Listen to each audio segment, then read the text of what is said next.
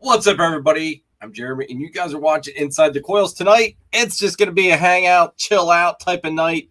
It was Repticon weekend, and it is snowing, and I have to go out and plow tonight. So, perfect instance to have just to kind of sit back, relax, hang out with the cast and crew. So let's go ahead and bring these guys out.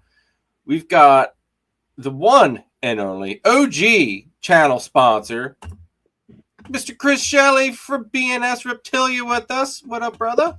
What's up, everybody? Sorry I missed everybody last week. Yeah, freaking slacker, man. Tell you It what. was funny. It was like Monday morning. I'm sitting there with Jen and we're talking, and she's like, "You ever did your podcast last night?" And I'm like, "Oh shit, I totally forgot about it." And I was like, "Oh crap."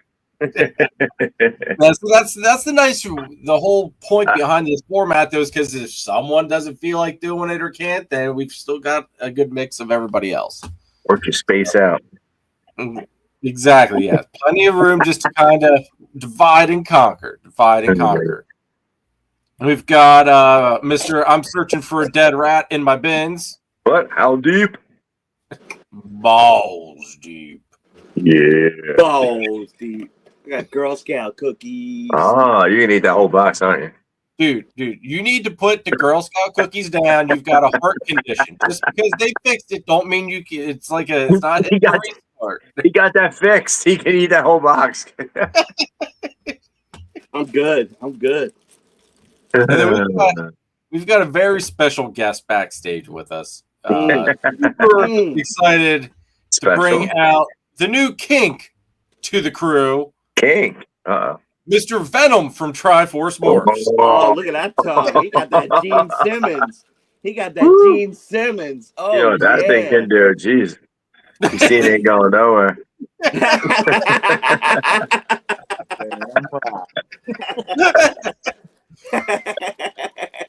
How deep? Balls deep. Oh, that thing's going balls deep. Jeez. Fucking tongue deep, Jesus Christ. Oh shit. Oh, jeez, easy. The camera fucking. Whoa, it's getting hot in here. Woo. You're getting Chris excited, John. Oh, You're Camera yeah, zoomed right in on that. Woo.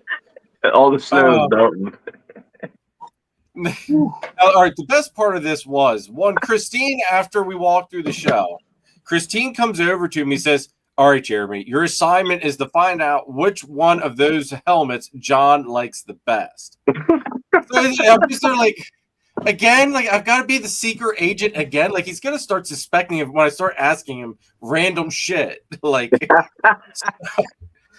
so I thought, all right, well, if I wait and think about this too long, I'm gonna screw it up. So I just kind of like back to the booth. I was like, John, so yeah, I want to know one thing. Out of all those masks, which one was your favorite? Like, because I'm kind of digging the Wolverine. I was like, the Godzilla was cool, but it's like, which one was your favorite? And then he was going back and forth, and then he finally said, he goes, "You know what? I really love that Venom." It's like, you know what? That Venom was really badass. I do agree. I got Chris. He was like, Venom. Yeah, the Venom was one of a kind he made. He said he just made that one. So I was like, all right. They're all 3D printed. We got a guy that does the Repticon show that if anybody goes to them shows, does some crazy ass 3D print stuff. That's wild. Oh wow. The Godzilla one was sick, but it was expensive. Like they were glowing eyes and the teeth were all glowing. The teeth were glowing, the eyes were glowing, the spines in the back, starting there at the head were glowing. It was cool. Yeah, the Deadpool one was real nice too, but I'll get the Venom one in case he doesn't make it again. Instead of that one. 3 parts. Cool, like freaking for the mouth moves. Yeah. Yeah, that's crazy. Yeah, it's nutty. Like I said, it got all 3D printed. But it's all like individual 3D prints and all. It's crazy. Yeah. So clean. It's badass looking in person. I mean, it looks badass on the camera, but it's. Did he sell snakes too? No, I don't think they do snakes. It's just a 3D print. Just selling that stuff. Yeah. The best part is after I sent a text, Christine was still there at the booth. So I peeked around the thing when she got close. I was like, "Did you read your text message?" She goes, "I didn't get a text message." I was like, "Read your text messages." Then she looked and she goes, "Oh," and then she scooted off. On top of snakes, man, I collect a lot of like kind of weird collectible. And I'm really into the helmets and the whatever creatures and all that stuff. It's definitely a cool. That's definitely a neat one to add to the collection, dude. No doubt. He had a real sick ass Iron Man helmet. It was done in Baltimore Ravens style, but I'm an Eagle fan, so if it was an Eagle one, I definitely would have got that one. Should have got Speaking an of Eagle Eagles, woo, go Eagles! I probably could ask him to custom make it, but Oh, you could. I bet. I mean, you figure he's got the design or whatever, the blueprint for it. So it's just a matter of. I'd get a different character than Iron Man, but that one was cool. Get one like a Stormtrooper or something crazy, Darth Vader. Get a Fett helmet done like that. Yeah, Go Birds, Dalton. He's Go so sick. Kane. I probably try to think of something I don't have yet. Maybe like a clone mask. What up, Mel? I think if you do, dude, in all honesty, like I think the Clone Trooper helmets are so cool that you almost have to have an original Clone Trooper looking helmet, though, too. I'm gonna get them as soon as I save up some money. I'm aiming to get the Commander Cody or what's it called, Wolf. If you would get because I've got the Phase 3 Clone Trooper. Yeah.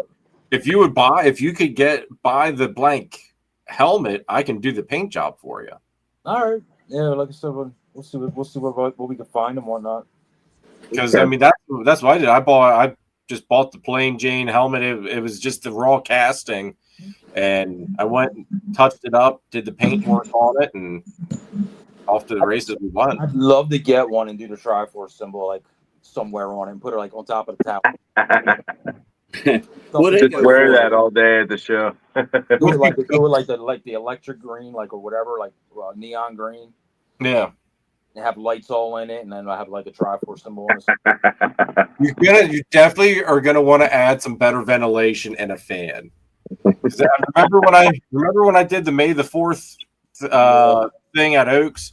Oh, dude, after wearing that helmet for like, I don't know, I had it on for like 2 hours. I started getting a freaking headache because all that there was just nothing blowing the CO2 out from underneath that mask, and it just was I was getting a headache from it. It's oh god. Let's go through say hi to some people because we got Tara Voodoo Doll Royals in the chat. What's going on? Thanks for tuning in. Tara. One of the channel members. Tara. You girl. What's going on, brother? Good to see you. Will, the one and only crazy guy that's the true auction god right there. Really? I mean, bad enough they can't drive in normal weather. I mean, he's driving in the snow. Jeez. Yeah. Will's a trooper, man. He is a trooper. Will is the man. Will is the man. That's my bad. Hold on here. I gotta. How much them helmets go for?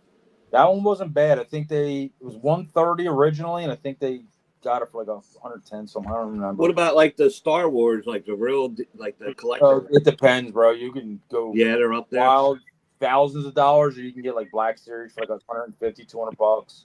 Not deep your wallet there. Not deep your wallet.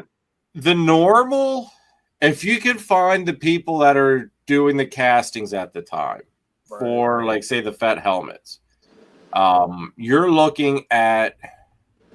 All right, I got my Fett helmet several years ago. Many, actually. It's probably been almost 7 years ago.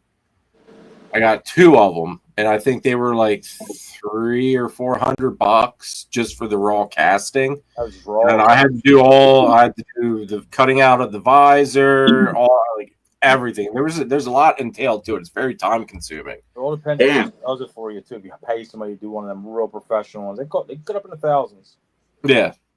I think because I've had several people try to get the one that I kept for myself. Like they've tried to get it off of me, and it's just like no. I mean, it's about as screen accurate as what you're going to get because the stencils were from the screen used helmet. Black Series helmets by Hasbro are pretty decent for what they are. Yeah, they're like $150, $200. We got the Kyle Run one, like I don't know, 10 years, whenever that movie came out. That helmet alone now, so if you find it, it's like $600-$700. So they've raised the price. They discontinued them. Yep. Yeah. Crazy shit. collectible stuff in general. If it gets discontinued, prices go wild, depending on what. No. Oh, it does. Yeah, I mean that's exactly what it boils down to. It's just who it is, what brand, all that shit. Come get them Legos. Yeah, Legos, man. Turn this into a Lego. You can turn this into a Lego shop, bro. Is that what Danny's selling? Legos now? Legos, I don't know. That's what I used to sell. That's how I got into snakes was Legos. That's wild. Yeah. That is wild. Greg, what's going on? Good to Hey, see you. Greg. Not only channel member, also one of the channel sponsors. I just got to get his ad done. I have a confession to make. One, I do want to apologize to everybody that looks forward to the weekly videos. I did not drop one this week. I don't know. I just lacked the complete and total motivation and vision to be able to put together a good video. And I was just kind of like, I didn't want to half-ass it. I don't like half-ass things. Wow. See, all right, here's the thing. All that free time. Dude, I really don't feel like I have any free time because what's free time I have is either kid filled or it's been preparing for this cold blast that we have coming. I was putting wood in the basement, getting the fireplace the chimney all ready and all that stuff, sanding, drywalling, all that crap. I actually finished sanding today though too, but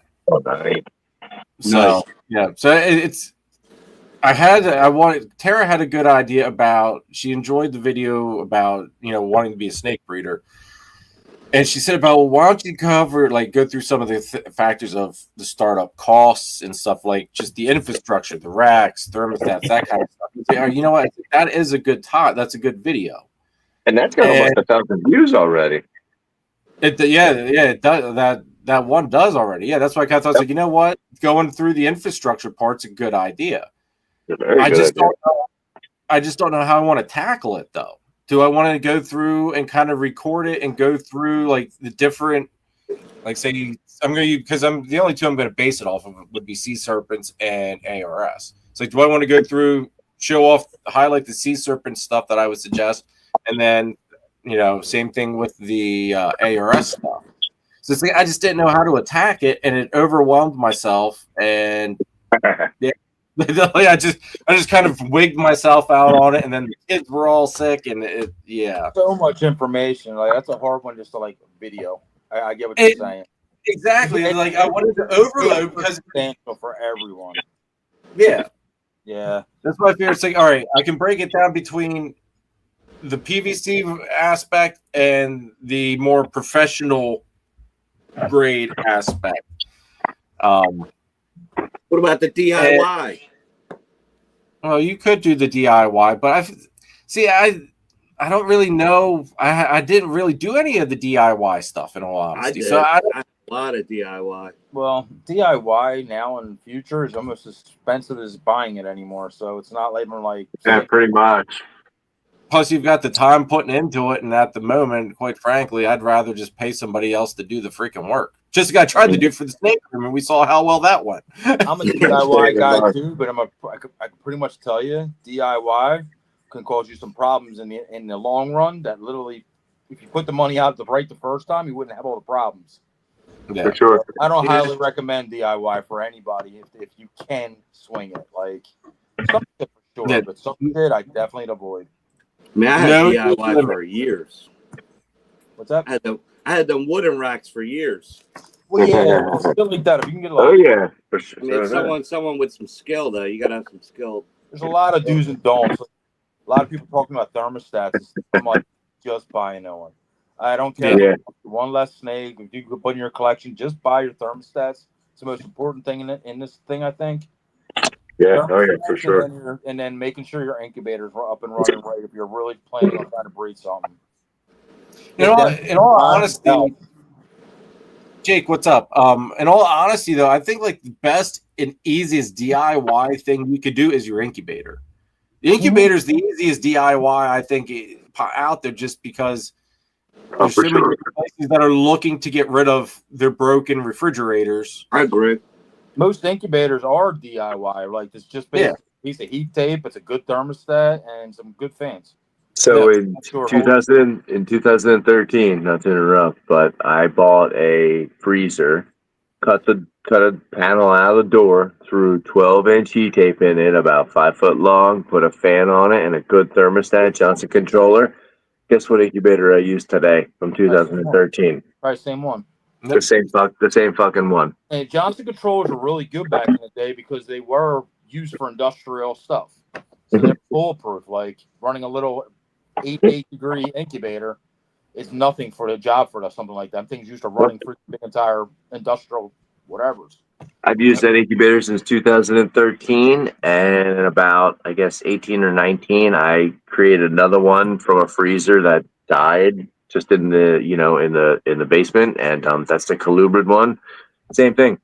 Roll of heat tape, a fan at the top, and a simple little hydroponics $35 one, thermostat on it. Colubrid eggs, they're not as as fragile as, so to speak, like ball python and stuff like that. So, that thing dies out and I see the temperature drop, I have, a little bit of time.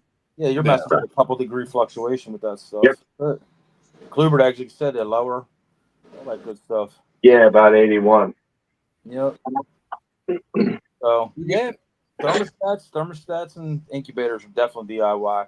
The racks are a little harder now because the PVC is so freaking expensive.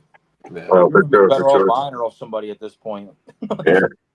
Dude, that hooked me up with my enclosure, man. I'm like that.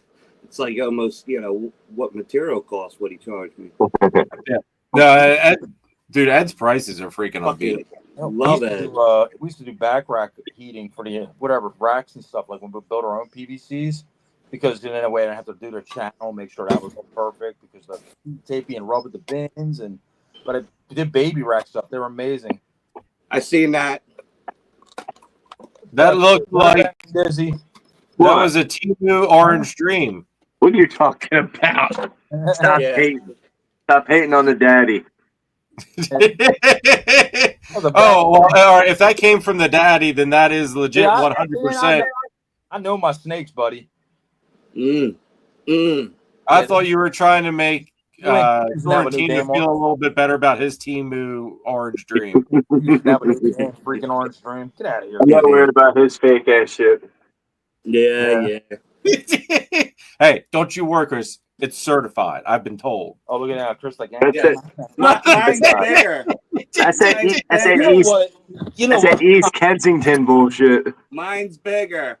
John. All right. Well, first of all, I want to say hi to Nate. What's up, Nate? Wish you were here, brother. Another one of the channel members and co-hosts. Get out of here with your budget ass freaking bangs. He's not a co-host until he's on here. Nate's got bigger fish to fry, apparently. Apparently, we're just sardines.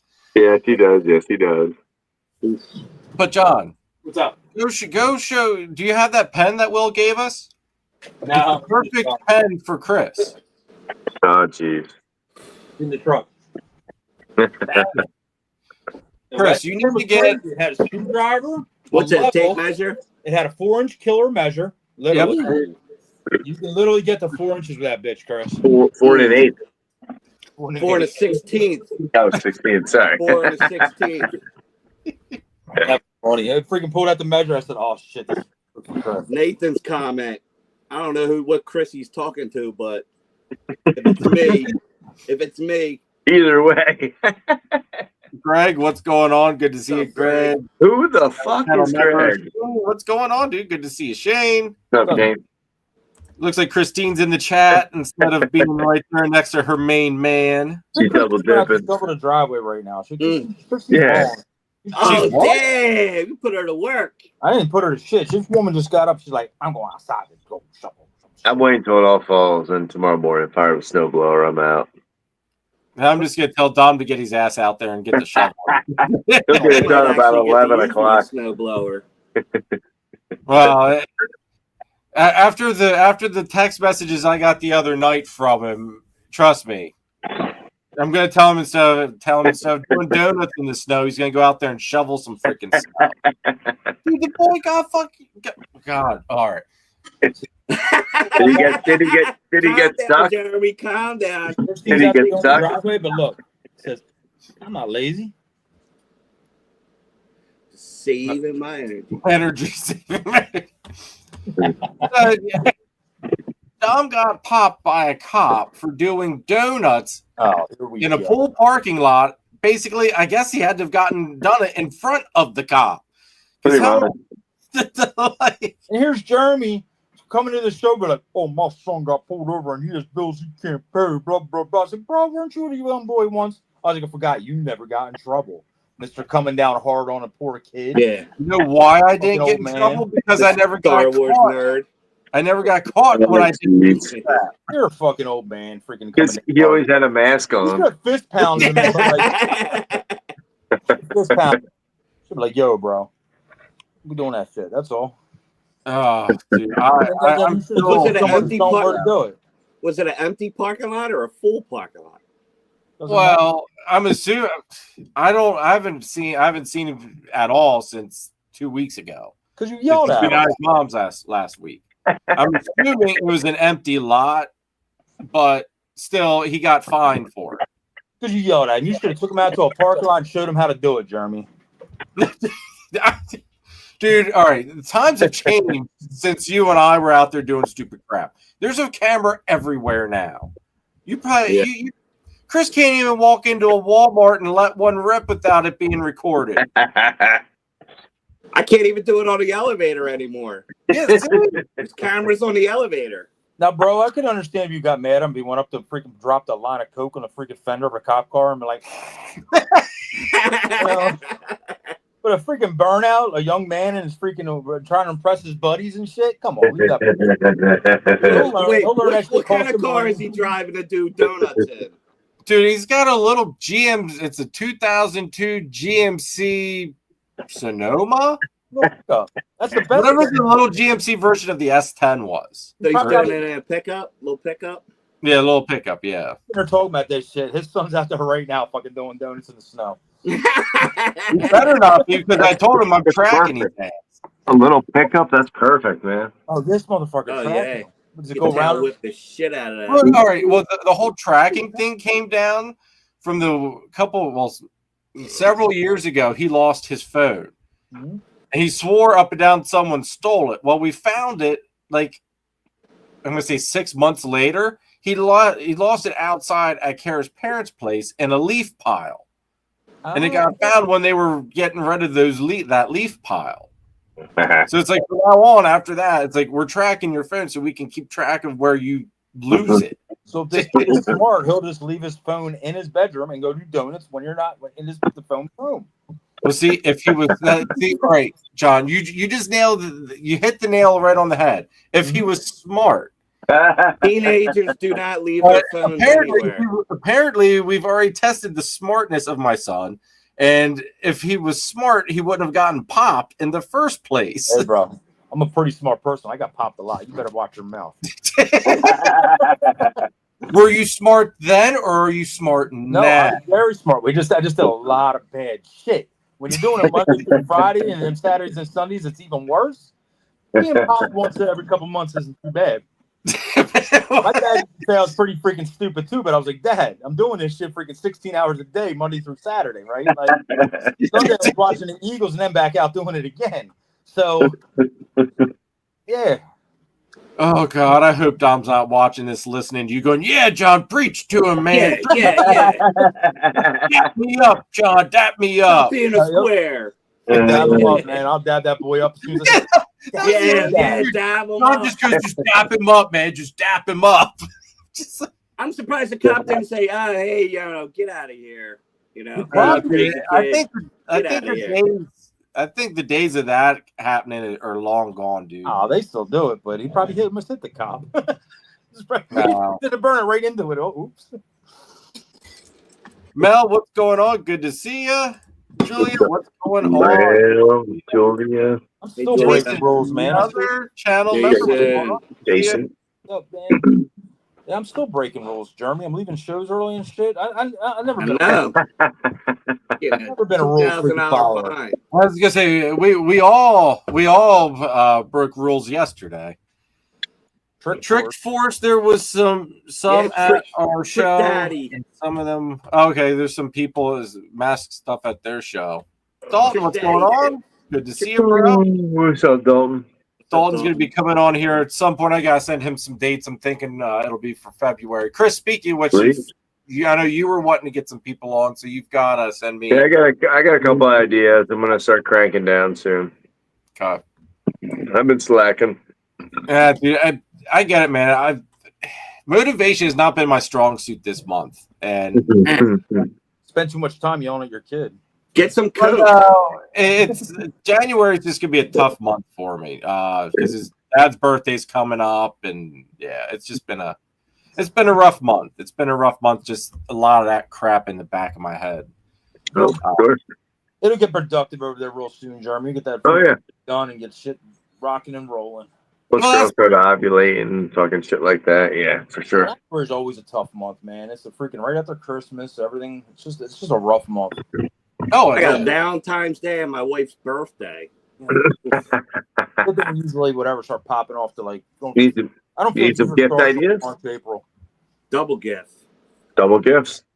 Double gifts. Get a pedicure. Get a foot massage. There you go. Fucking Kane calling us nerds. The fucking goddamn Luke is a beer fucking thing. Shut up. He goes, I like to drink and breed ball pythons. And good to see you, Kent. But fuck God, what was I gonna say? Oh, Chris, with your whole Valentine's Day and birthday, dude, I have my birthday. 2 days after my birthday is Kara's birthday, so I don't get a birthday, okay? Because Kara's birthday overruns my birthday. All right? Sounds personal, man. And then we get Valentine's Day after that, so it's just like I just completely get skipped. Well, I lucked out because I'm December 1st, so I'm still far enough away from Christmas where that didn't screw me up. But my brother's the 26th. So he always got, here's your birthday and Christmas.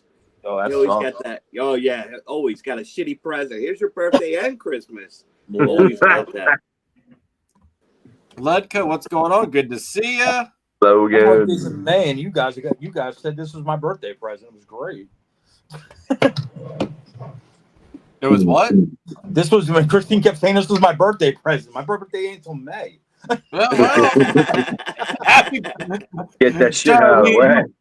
We also went through the whole thing of how someone was supposed to take it out to their vehicle so you didn't see it, and with everybody packing up, nobody could do it. I mean, was she really going to wait till May to give it to me? Like, shit. She should have came back wearing it, saying, bend over, John. Oh, shit. She could have did that, the whole Happy Gilmore thing. That would have been better. Hey, it ain't worth it if his legs aren't behind his head. Come on now, stop it. Shooter. Can he still flex that well? I stretch like that every morning, baby. Woo! Damn, Julia just did her toilet froze up. Good God. Oh, Julia. Oh, wow. Thanks. Yeah, is that a basement toilet? Damn. That sucks. That's not good. It's shitty. Oh. In more ways than one. That's very, it's terrible. Creative genetics. Keith, It what's hasn't up? even gotten cold yet. Yeah, what's up, Keith? What's up, man? Hopefully he's dodging all the fires. Hope he's staying safe. Matt, what's going on? Good to see you, dude. All you fuckers are. Is he plowing? Oh. He said he wasn't going to plow anymure. Matt, I'll be out there. I got to be out at the school by 12, which I'm kind of confused because I don't think there's school tomorrow anyway. Nah, probably not. I don't know why I have to be out at midnight to plow. Like, why not just wait? I don't know. Like 7. Well, it's a contract, Jeremy. Yeah, but now they're paying time and a half, though. That's what I'm saying, though. It's a contract. There's like, well, let's do it. Straight got to get in there, maybe. Who knows? It's not fine. I don't know. It's weird, but Matt, I will be out there plowing soon, dude. So don't you worry. Don't you worry. I do have to say, though, I got the wood stove fired up. And for one, the storage room is now the coolest room in the house. I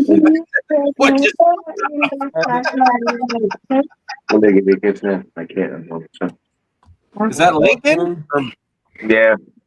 Hi, Lincoln. What up, buddy? Hi, everybody. No, you can't. You're on. You can't. You gotta say hi. You're on there anyway. I think he's like, no, get me off of here, guys. Yeah, we all can see you, buddy. He's going to bed. Good night. Night, Good night. night. See you tomorrow. Christ, I wish Daisy would go to bed. Yeah, 8:30, man. Got a big day of playing in the snow tomorrow. Hadley was already hitting me up about it, so I told her that when her and Hudson are ready, we'll go out tomorrow. I'll freeze again. I shouldn't freeze tonight as long as my heat works, but That should be too bad. what's going on? I miss having my quad. I used to tie a bunch of sleds to the back of the quad, and I tow the kids around like a train. They used to love it. There you go. Hell yeah. Sorrentino, I think Nate was talking about you. Maybe. I don't know. Maybe. Just maybe. Could have been either. I mean, I'm just saying, could have been either. Jason said he used an igloo for his DIY. Forgot to put the 4-inch killer in front. Yeah, I mean the igloos. I've seen a lot of people do the whole giant igloo cooler thing. You know. Yeah, I've seen. Jen over at High Viz did that for her first clutch. You know what I used to use before even the igloos and stuff? Remember my hover baiters? The hover baiters, the chicken guys. Yep. Yeah, I had one of them. Mm-hmm. They're so dry. It's crazy. Dude, you know what I used to back in the day? What I used to do was I used to take like a say like a 56 or a 60 quart like big storage tub, and I would fill it up with water like 6-8 inches, and I would take one of those aquarium heaters, suction cup it to the bottom in the water, put the egg box up out of the water, and just heat the water up to basically 98 or whatever, 89 degrees, 92, whatever it made to have the eggs incubate at the proper 88, 89, like back when I had corn snakes and, pine snakes and stuff like that back in like the 90s. Like incubate like 1 or 2 clutches like that. Yeah. I remember even back in the early 90s, my first corn snake clutch, I hatched it with light bulbs. I literally had shoe boxes with damp paper towels on top of the eggs. Every day I sprayed those paper towels damp, and I put a lid on them, and I had a light bulb. It was a Y. It was one with 2 light bulbs, and it incubated 2 clutches of corn snake eggs for me. But corn snake eggs, 78, 82 degrees, whatever. It was wild. With the white bulbs inside. That's crazy. My first real incubator wasn't even a whatever reptile. It was a GQC or GQ something. Chickens. Yep. The thing that spun the chickens and stuff out of it. Dude, it had a fan, man, and I had to take that fan out because the fucking thing was like a turbine, man. Because they don't matter what the fan is, like that the wafer that heats up the heat element. It was just blowing everything. But yeah. Morbid, I'm jealous.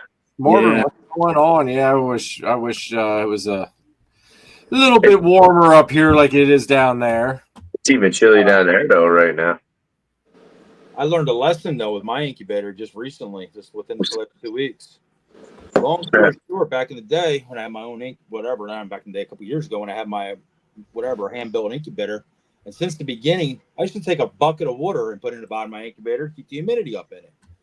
Long story short, we came now so far, we're using press and seal and all that shit these days. Well, you don't need to do that.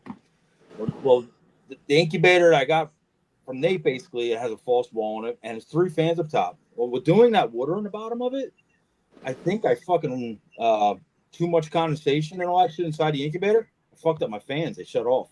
Really? Running, yeah. So I learned a lot, like pulling them out. Like there was like white mist inside the incubator from the water evaporating after all this time. I think I literally fried my own fans. So anybody is like doing press and seal and if you do that, I highly recommend them doing that. I think you fuck your fans up faster than if you don't do that. Basically, I think the humidity fucked my fans up, so I had to, take the wall out, and now I made it a nice, easy access panel. But I put the fans back in, and we're up and running and getting good, man. But that was a lesson learned. It's using the press and seal You're saying to not use the press and seal. No. If you're using press and seal, don't put the bucket of water in your incubator. Oh, Right. okay. I got you now. Let's just take a 6-gallon, whatever, 6-quart bucket. I would just fill it up with like lukewarm water to stuff it in the bottom of the incubator because it would make the incubator like humidity on top of the egg boxes being humid. It was like double insurance. Yeah. But that's back before I use press and seal. Like now that I use press and seal, they're 100% inside. Yeah, you don't need it. I don't need it. Yeah. But it was just a habit. Like I said, we're talking about like old school habits. I just always done it, so I just did it in this one too. Mm-hmm. I'm with you now. I'm with you. That's what I use. Instead of throwing bottles of water in the bottom of my incubator, like a lot of people do, I would just always put a bucket of water in the bottom of my incubator. And it worked great for many, many years now, but it's overkill. It's the minerals in the water. When the water mists or evaporates, it kills the motors and just destroys everything electronical. I just had a 8-inch fan, my day fan, which sits on the back of my door and just blows through the room. It's blowing right at me now, but it blows across the heater, it blows across the humidifier, and just after 18 months, it just cooked. It was all white and corroded. It died. I just replaced it today. It's because of the humidifier. You know, it's all the minerals and stuff that either your salt, you know, if you have a water softener that doesn't pick it up, or if you have like a reverse osmosis, if you're really into plants and stuff like that, you can really purify your water and pull everything out of it. But that's, you know, that's a whole nother level. Yeah. Yeah. I just do the water bottle. I just do the water bottles in the bottom of my incubator. Right. But yeah, man, like I said, that's just one of those things. It was like, okay, but a lesson's still being learned all these years later. Mm-hmm. Something you just never think of. Fans in the room too is another big deal. A lot of people don't do. Like that's fans are. That was the one thing I made sure of when I did the original room. Fan. Needed that fan. I have one on top of a rack. It was a real nice old Vornado one, and then I have this other one behind me. It just sits on the floor basically. And just does But yeah, I have just cross ventilation back. Like you build up some major bacteria and shit in the room not using the fan. Especially if you have humid species like blood pythons and shit like that. Like, it's one thing to have a humid terrarium or habitat, and it's one thing to have it with proper air circulation. If you don't have the air circulation, you're gonna grow mold. I don't care what kind of fucking cocoa you use. I don't care what you do. You're gonna grow shit. But if you have proper air circulation, you can control all that and still keep your animals healthy. Right, like something just like a simple fan could change your life inside your reptile. Oh hell yeah! Yeah, I have a big humidifier. I got that one of them turbo fans, and then I have I got an air purifier too. Nate set up his fan. Good. Yeah, it works. I like Nate's humidifier, like fucking piped straight in. When I build my new snake room, man, I'm running a water line and I'm doing that. I'm piping one of them in right in the center of the room, man. Dude, just done with it. He's got that thing dumping right in there with the filters. Yeah, I gotta fill mine up twice a day, and it takes maybe like a gallon and a half a day. I'm filling this thing up twice a day. It's brutal, man. I'm one. That one right there. I feel that holds a gallon and a half. I'll fill that thing up at least once a day. Yeah, dude, I don't fill mine up that much at all. Mine's huge. All right, mine holds 6 liters.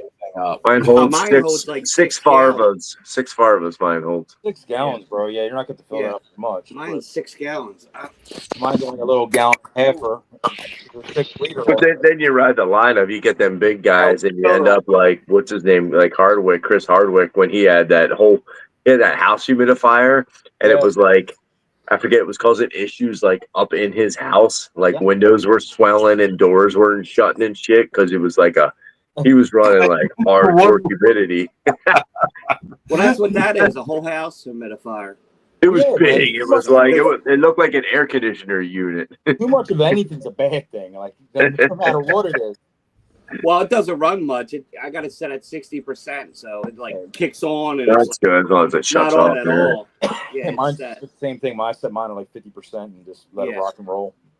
I run mine straight through, and it still never like gets up to 50 or 60 in this room. I mean, especially now with the winter with the heat cranking, just run it full bore, just keep filling it. I put that additive. Automatically dries out instantly. And I'm spraying. Like, I think right now, like, I still have a few that have stuck sheds, but I'm like, anything that's going in shed, are having good sheds finally. Like I've been behind for 2 months on just shitty ass sheds, and finally I'm getting caught up on it. Wait, what I usually do with a bigger one that has like a bad shed, I'll take one of these ARS-10s or V35Ss, just take paper towels, load it in there with them, put warm water in there, and actually put them in the rack so they stay warm, and just let them sit in there for a couple hours and do that a couple times a week until the shed starts falling off them. Yeah. I used to lay on the table with water and all that shit, but the water like gets so cold so fast doing that shit. I just leave a couple empty bins just open into it. I've been throwing them in the incubator, like any hatchlings in little shoe boxes, soaking them. Yeah. Right, yeah. I did that with the blood, and the fucking thing got out. I opened up the incubator and it's crawling around. I'm like, whoa! Like, oh no, dude, it's wild. Like a blood, literally, softball size around, squeezed out of probably maybe 3/4 of an inch gap. Like, I don't know how they do it without crushing their ribs, man. I'll have to try that shit, Chris. Yeah, is that just for cleaner? It just keeps the water fresh. Like you don't get that musky, weird smell, and your upper lip.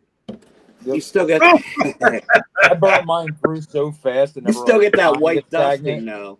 But I clean it once a month because the bottom will eventually get shitty. Yeah. You ever think about running the F10 through it? F10, I guess, would do the same kind of thing. Yeah. Yeah. Good. And at the same time, it would like almost disinfect your animals, technically. But I mean, you're not fogging your room, but you're humidifying it.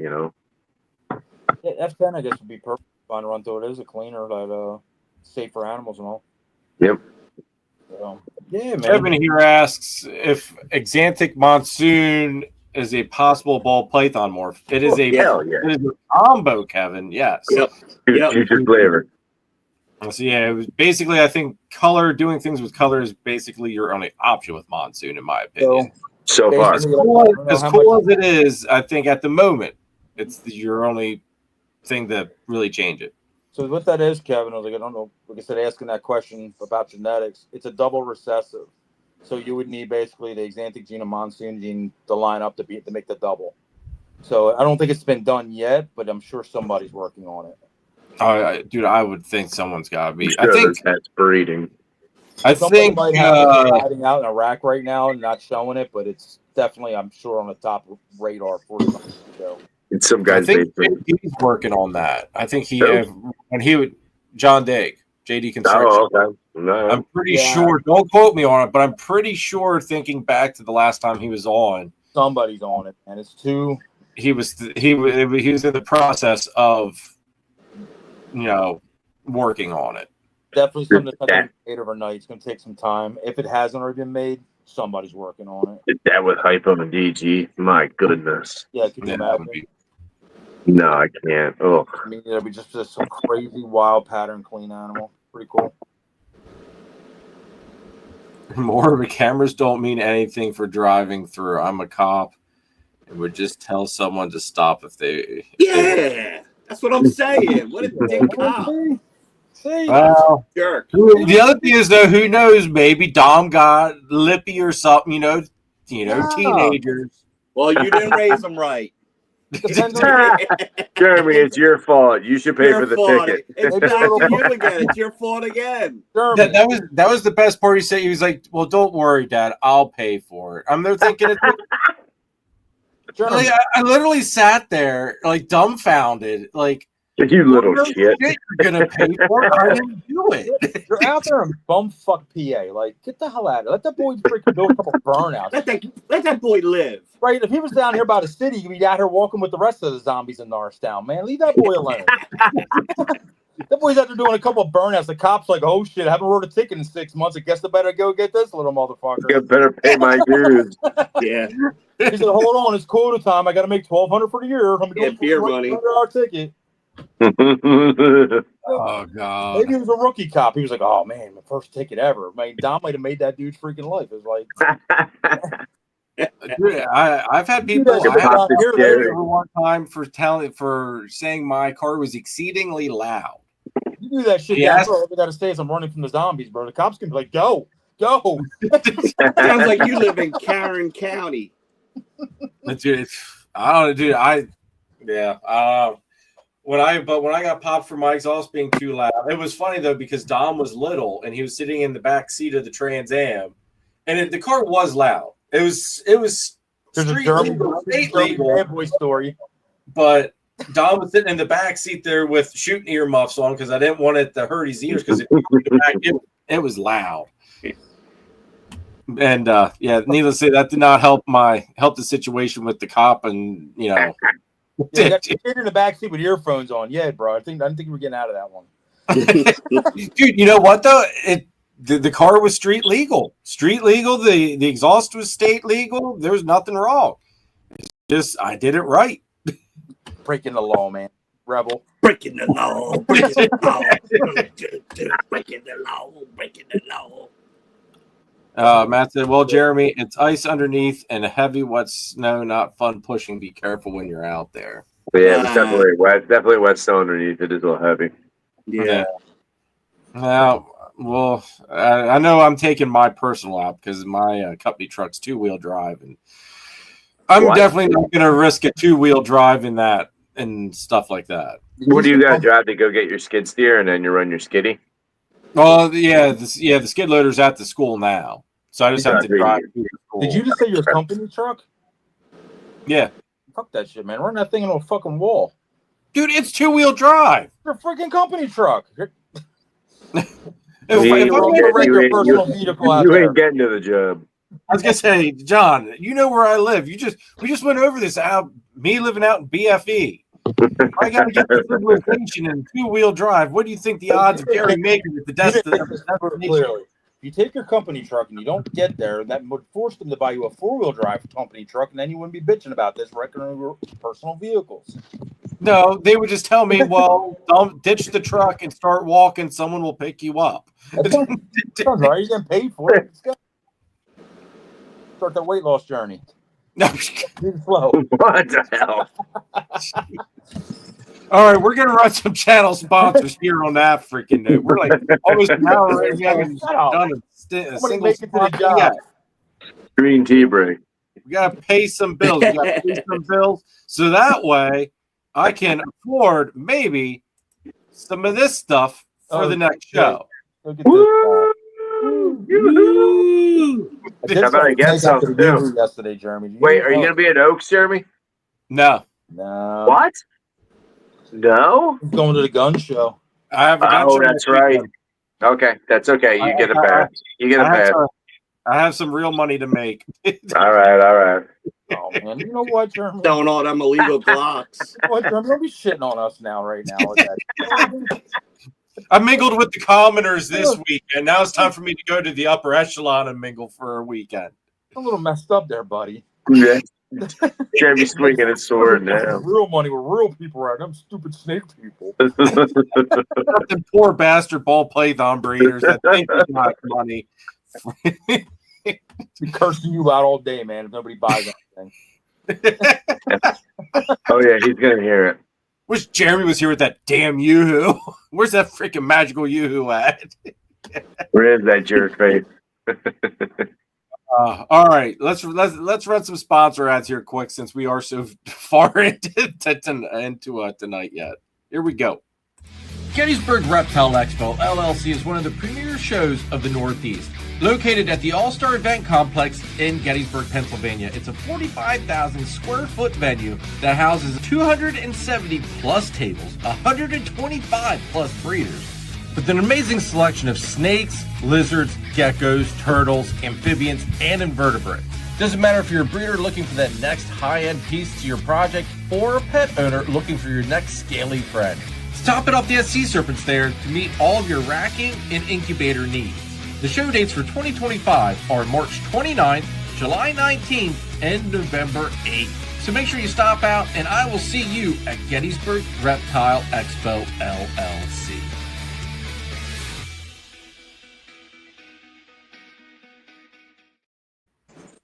I gotta say, the more I hear that new Gettysburg ad, the more I like it. Oh yeah, very nice. Hey, that square footage, is that including the back area? Is that like the whole building, or is that just the concrete floor? I think that's just the concrete, if I'm not mistaken. I think. Don't quote me on it. I think though. Big. Let's go to that one because Joe's the one that gave me that dimension. So if Joe's in the chat, Joe, let us know. Let's go ahead and run this one yet, and then we'll giddy up and go on for a little bit longer before we run the next set. Make sure you check out Nathan at Infinite Possible Pythons. He is your guy to go to if you want to get into the Bang project. On top of it, he's working a bunch of awesome ball python projects. Kahua geckos, Leachianus geckos, crested geckos, some scaleless corn snakes, and he is your one-stop shop for all your branding needs. So check him out. Check out Chris Shelley over at S Reptilia if you need a high-end ball python, blood python, locality boa, or colubrid. He's also Pennsylvania's distributor of Coco to Go and the Chipper, and he can also hook you up with some rats. So make sure you guys check out Chris over at S Reptilia. All right. Where do we let do? The chat's been going on, and I have not been able to catch up in the freaking chat, man, at all. Catch up. Let's go. Let's go through it. Hurry up. Come on. Well, see, we keep getting sidetracked. Now John's like showing everybody his phone. Who cares about it? Put the chat up there. Let's see. Where did I let off at? Get some questions. John, you remember when Jeremy told us the craziest thing he ever did? For freaking Nate. Ooh, what? Nate, I hit him with that yesterday. I said, this freaking guy. Jeremy is squeaky, man. The boy is clean. He never gets in trouble. Oh, he squeaks when he walks? Yep. He was like, never had a misdemeanor? Before I said, oh. Never had a misdemeanor? No disorderly conduct? Nothing. Wow. Dude, like a frog's butt, man. Squeaky clean. Like when I did stupid shit, I was smart. I didn't get caught. You just didn't do bad enough shit. Yeah. Well, you weren't fucked up. Don't play that tough guy. When he picked up that corn and threw it at somebody, boy, I'm telling you. Drew's like, fuck off, John. Fuck you, dude. I'm so sick of your shit. That's it. Yes. Canceled.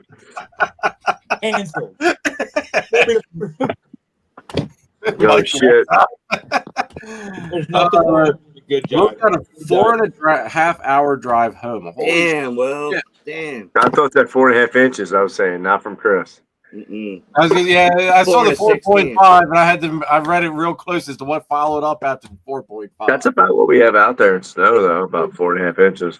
You saw us news, see? We're like, it's more like 3 here, I think, but I don't know. It's not bad. I haven't ventured out yet to go like investigate it early. Drive safe, Will. Greg has been a member for 15 months. Congrats. Oh, damn. Greg. Thank you very much for the support. You should give him something special next purchase. I thank you, gratitude of your sales, or he's got to buy. He's got to get something else from me though. That's the thing. He's got to get something. Right. He might need another carpet. I think that's what he might need is another carpet. He just did his time. Hook him up with a hat, shirt. Let's go, Jeremy. Stickers. Dude, I did try. I think I did. I gave him or TJ a hat. One of them a hat or a shirt. I forget. Greg, if you're looking for something special, contact me and I'll give you a good discount. We'll work on something. I have a few things available. There you go. Thank you for being a member. Yes, Greg. Thank you. Freaking Chris. All right, homie. We already did. All right, we did that one. Good God, like I am so screwed up here in the chat because we so far behind in the chat. Let's see here. Everybody's talking about cops. Bravo. Gotta go. Not getting in trouble. Phil saying about the Yoo-Hoo Danny special sauce. Yes, that is. Apparently, it's where it started. Julia's got her first pairing going on. Awesome. Nice. Awesome. And sweet. What was your pairing, Julia? She did. I thought she did put it up there. Hold on. Let me do some research up here once. Sorry for our host. Yeah. This is what happens when Nate's not on here with us to help run shit. Like, wheels just fall off the bus. I have one show. I got used to it. I liked it. Before Nate got out there shoveling his driveway. Dude, come on now. Nate isn't out there shoveling. Either Nate's got Sharon out there telling her this is what she gets for all of the medical bills that she's accumulated, or he's got Owen out there doing it. He must have, are we still talking about the same Nate that I know? None of them scenarios are happening. See, John can't speak ill of Nate anymore. Never have. Anything I said to Nate, would say to Nate. So. No, yeah. All right. Let me. It all gets real tomorrow, right? John's gonna start walking squeaky clean here too, because every time he talks to Nate now, it's gonna be a yes sir, no sir basis. Oh man! I talked to Nate Saturday morning. He said, "Oof, oh no." We will see. All right, Julia's pairing is a Speckles, which is a banana, to Molly, which is a Het DG pie. All right. Very Nice. fun. I know. I wish I didn't feed today, man. I could have paired. Well, you need. I paired everything, man, with the snow, man. Fuck yeah, pairing They everything. got full bellies. They got full bellies. That's right. Still pair them in the morning. They'll still be good, man. Dude, let me tell you something. Your girl Celeste, I don't know what her deal is, Chris, but she does not want anything to do with my boy. Chris, her and not your boy. Like, did you try popping him? Did you try pushing out his plugs? You give him a blue chew? He's clear. He's good. You got that other male, right? Nate, you have a yearling young male, don't you? Oh, dude. All right. So the deal with my yearling or my year-old male. All right. You know how Ed does the enclosures on how you've got that really thin, narrow gap between the acrylic and the PVC. I guess. Yeah, I think. So he every time I put him in with any of the girls, he wedges himself between the acrylic and the PVC to where he's like smushed in there like a pancake. So it's like, all right, you know what? I don't think you're like, he's got plugs. I just don't think he's ready. Put him in the bag. Put him in with Celeste, and then put the other male in there with him in the bag with Celeste. And I push the plugs out of the one in the bag, wipe them on Celeste. Like, get freaky with it, boy. Put some Barry White on. I mean, yeah, light some candles. I mean, get the baby oil out, whatever. Make it a ditty party. Like, I mean, see what he's baby oil. See what he's fucking invite Sorrentino over. I mean, do what you gotta do. Yeah, I'll take my shirt off, do the fucking rain. Oh, dude, put that lace on. Fuck yeah. Lace with some tassels. Yeah. Yep. Whose birthday is it next? Bachelor party. Yeah, whose birthday is it? Happy birthday. See my shirt? Will you come dance for my wife? Yeah. She would kill me. Oh, she would stab me. Oh God. But yeah, no, I think what I'm actually gonna do is I gotta talk to Nate this week, but I think I might venture on down and pick Xander up. All right. And just that way, because last time I talked to him, Nate, when I was like thinking about it, Nate's exact response was, "Come get this asshole out of my house." Buffalo's killing it. Are they winning? Yeah, 24-19. Holy crap. Put some short shorts on him. Yeah, right. Yeah, I mean, try that. Yeah, I'll have to borrow a pair off Nate. I'm thinking, to head over there sometime this week, during the week, and maybe even try to maybe shut her heat off for a couple days and then turn it back on, or maybe just give her no freezers. Don't take her any lower than 55. But maybe give her 3 medium rats, maybe try to trigger with food, try something like that. She refused. Oh, that's a good sign. Yeah, but there was one day my boy was in the hide with her, but that was the only time they were ever actually like together. Could happen. And the next feeding, she refused, wholeheartedly refused. Like Yeah. I was even kind of like trying to piss her off with it, and she just stared at me like, That's not like her. No. Yeah, maybe That's I not don't know. like Maybe fucking cut her. general. Yeah, maybe cut her heat off for a couple nights at night, and give it back to her during the day. I don't know. Just mess around That's with it. basically what we're at nighttime here now. The carpets drop down to room temp. Okay. All right. So, Yeah. I mean, it took little things like that for them Tarahumaraans to trigger and to go. Like, I had to drop them down to almost like 65 degrees. And for a boa, that's unheard of. You know what I mean? I had them sitting at 65 degrees for like 2 weeks just to something to figure it out. And it worked. well, I know, like that. Here's the thing that I'm gonna have a hard time getting used to is like with diamonds and stuff. Is that you've got to drop diamonds so freaking low, and it's gonna freak you the hell out, dude. Dude, you want like 55, man. Yeah. Even I mean, they can tolerate even cooler than that for real. It's literally like that's the one thing that scares the crap out of me when it comes time to do that is Don't be scared. dude, think about it though. I mean, like just mentally in our heads, snakes need warmth, and you're taking this beautiful animal and you're gonna essentially freeze the sucker. No, but look at the demographic. Look what they're from. And I get it. I get it because your mentality is you're used to the ball pythons, you're used to the carpets, you're used to this and that. I have colubrids. I'm used to sticking them in the corner of the basement for 3 months and forgetting about them and saving money on not feeding them. Set it and forget it. Yeah, and like that seems foreign to you, and I get it. That's where that disorientation is, but it's what you need to do. True. It'll be worth it in the end. It'll all be worth it in the end. I do know one thing, though. I have come to the conclusion that this year, my big purchase for the year is going to be a pair of green trees. Is it 25? Yes. Okay. That's going to be my purchase for the year is a pair of green trees. Are you diving to the import scene or are you going to buy captives? I'm gonna try to find a nice captive. Okay. Just one? What are you gonna do? A female and then a male, or are you gonna do a pair? I'm just gonna do a pair. Okay.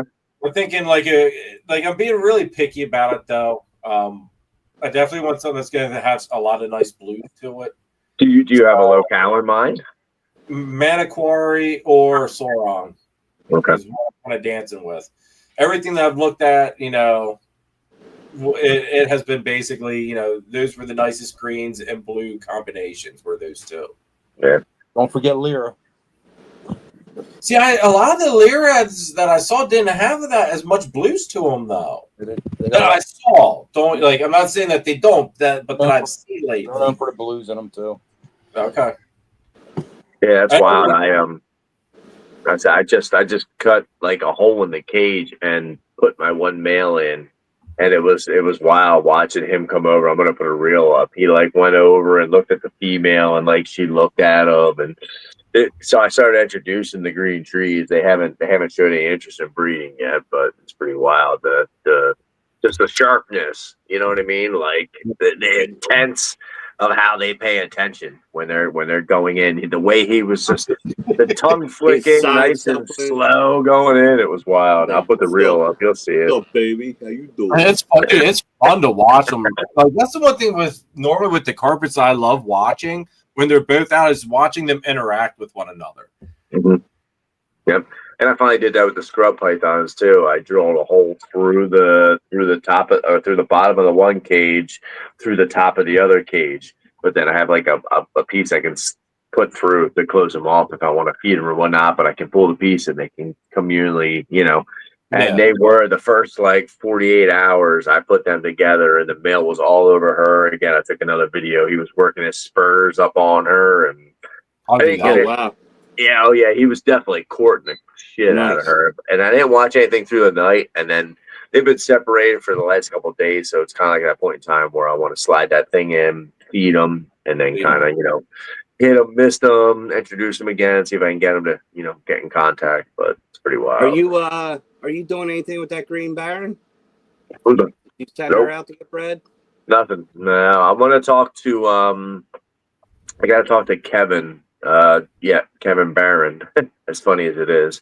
Down there in Florida. I'm gonna talk to him. We spoke last year and he was, head over heels with stuff, but I might ship her down there to him and have him breed her because your male's definitely not up to size. He's right? a fucking worm. Yeah, definitely.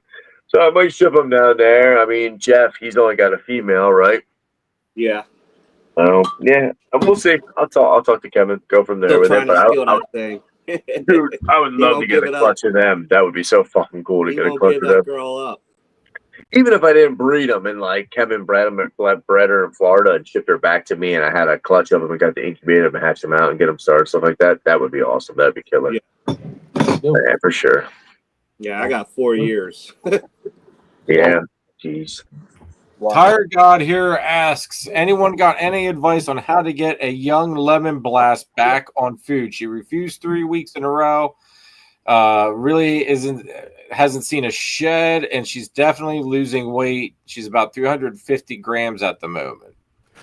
Anyone ever with a hot puppy, 350 grams at the moment. So she's probably on like a nice sized pup, right?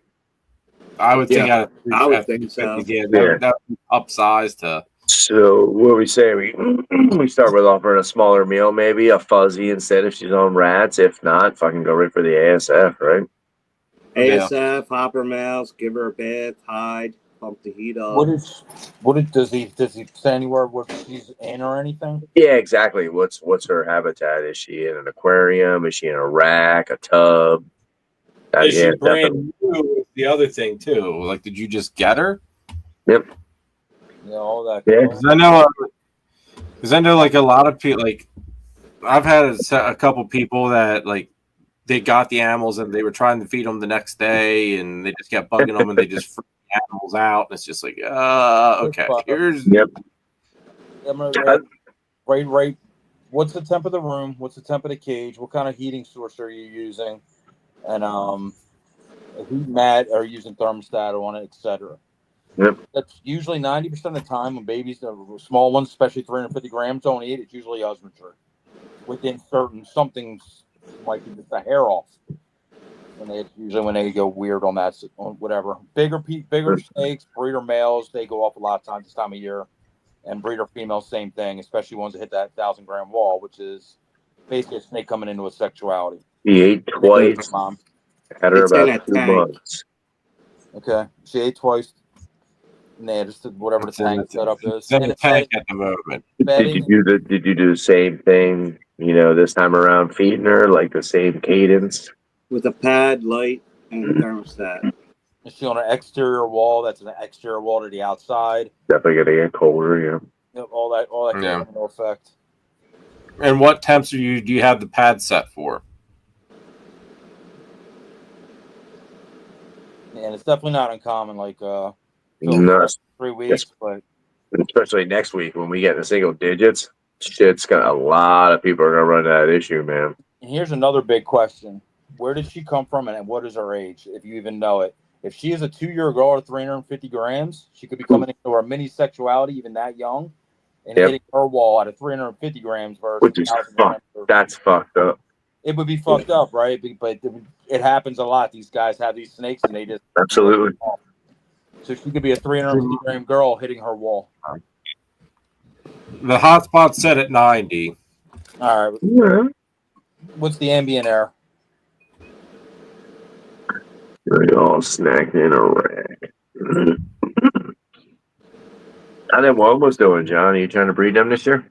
I'm not sure if I'm going to breed them yet or not. They're doing great. They're eating still.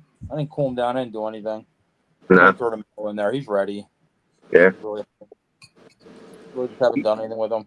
Are they real food receptive? Are they real food receptive for you, or are they like if you were to just like throw the male in there, do you think the female would go after him, or are they appropriate size, or do you got like feed her before you introduce him? Like it depends on which one. I got 3 of them, and one of them is more aggressive. Has going after them. I got one that's just chill. She'll just let whatever happen, or she don't give a shit. food she's even cool with, like la di da. And the other girl I never tried, so for her. Mel just became a channel member. Thank you, Mel. Appreciate it, bro. I'm so excited for them. I'm still like 2 years off, but I'm like, I don't want to like, I want to feed mine like every day I'm in here, but I don't like. I'm so like trying to stay, respective of it. They will eat whatever you give them. Well, Maya went on a hunger strike on me for like 2 months, and finally, I gave her a chick, and she bounced right back on. And now anything, dude, chick, rat, mice. How big is she now? I'd say maybe 3 foot, maybe pushing almost 1,000 grams. She's what, 2 years old now? Nah, I think she's older than that. She probably went on her little mini wall. Yeah, I think she went early. Yeah, I got him in 21. Okay, and she's tiny. Yeah, I think she went a little earlier, like typically, so to speak. So this she's tiger getting sick now, though. Yeah, tiger guy, take your ambient. It's good. Between 80 82. You can even do a little cooler than that. Yep. Take your hotspot, drop it down to like 86, 87. Yeah, bring her down a little bit. See if that sparks her like to do anything, because she might be, if the hotspot's right underneath her hide and shit, she might actually be feeling too warm. Yeah, I think I had her too cool. I think I had her too cool earlier. I had her on the floor with like my yearling colubrids, and my floor probably runs like low 70s. And I think I had her down there before, and that's when she kind of shut down on me and didn't want to do anything. And I threw her in a rack now, and I bet you she's relatively 82. I'd say ambient, maybe the hotspot's 85, give or take. And she's been fucking thriving. That's what mine are out on the floor. I got them in the bottom of the ARS. Yeah, lower, small. Okay. It's cold. It's out extra wall, so it's a little cooler. Mm-hmm. They do the same thing, man. Every like this time of year, they'll take a couple months off sometimes. They're still right this minute, but they'll do that shit all the time to me. I think they're trying to breed. Girls off food right now. Where's she at in the rack, Jeremy? Middle, top, bottom? Middle. I mean, you can see it. 4th row up. Usually, but ball goes off. She's at that size though, where I think she's kind of hitting. Follicles are starting to develop, though. How old is she? She should be about 2. Yep. 2.5, somewhere there. I mean, she's over 1,000 grams. Yes. Yeah. The wall can happen anywhere from as low as like that 300 gram mark, like this. That might have happened to this guy, depending on age. Which is nuts, yeah. All the way up to like, dude, I've seen girls freaking wall at freaking 2,000 grams that are just big girls. Then you compare them, of course. It's not really walling because you're just pairing them, and then usually, and then they'll do the feed frenzy. Yep. That's why I always tell you, like with small girl, give them a shot to pair, whatever. Like you don't have to let it happen, but a 1,300 gram girl, 1,100 gram girl, they'll usually spark them back over because they then start taking a foul because they're going the other way with them. Once they trigger them to go the other way, they'll hit a food frenzy. Mm-hmm. I think they're going to building to like lay eggs. Once in a blue moon, they'll stop them, they'll mute the fruit or whatever, hold their eggs, whatever follicles on hold. Then they won't eat, and then or they'll amp them and don't eat. Then you're like, oh fuck, man! Now you got a girl like 13, 14 grams about to lay some 3 eggs on you. That's what I just did. I threw a male in there with like a 1,200 gram girl, and she was ravenous. And I threw him in there, and he just fucking locked right up with her. And I was like, I was gonna wait like another month yet to pair it. Exactly. And I'm thinking, crap! Now I didn't have an offer her yet, but I'm hoping she takes. But if she goes off food, I'm like, God damn it! Ravenous took something. You get 3 eggs in 1 slug, and you're like, shit. Yeah, I better hit the goddamn tri-strike. They'll probably eat like crazy for you. It's the ones that are like puzzle heads before it, right? They just eat once in a while when they feel like it. They're the ones that usually don't do shit. You're like, oh man. Try to spark them, and it's still they just stayed off anyway. Yep. Yeah, like I said, most time if they hit the 1K wall, they're usually in between that 1,100, like 1,400, 1,300. Yeah. And then if you got small girls, if they're just like crappy eaters, you do have walls that'll happen at 600, 700, 800 grams. I'll be right back. 350. That's a bit small. That means I wasn't really fed if the guy had it before you, but. They say Tiger God said that even the spider they got from Chris there is slamming food every week, which that doesn't surprise me. Spiders have a really good food response. Yeah, just try. And another thing, like I said, if it's in a, I don't know, didn't answer. I don't know if he answered if it's in a tank or a rack. Try moving spots.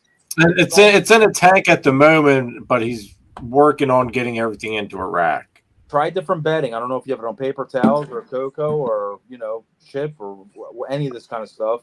Try different beddings. Try taking the hide, switch into the other side of the tank. Like just keep doing like little goofy stuff to try and change it up like every time.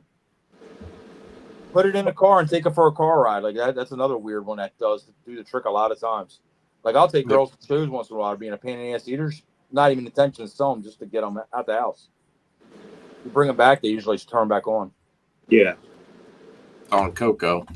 Yeah, I mean, I'm kind of with Phil though on this too. I mean, if it goes on, like if you hit like this like 8-week period and it still hasn't eaten, then just keep an eye on the weight. Yeah, cocoa. I mean, you can take the cocoa out, put it on paper towels. All kinds of stuff.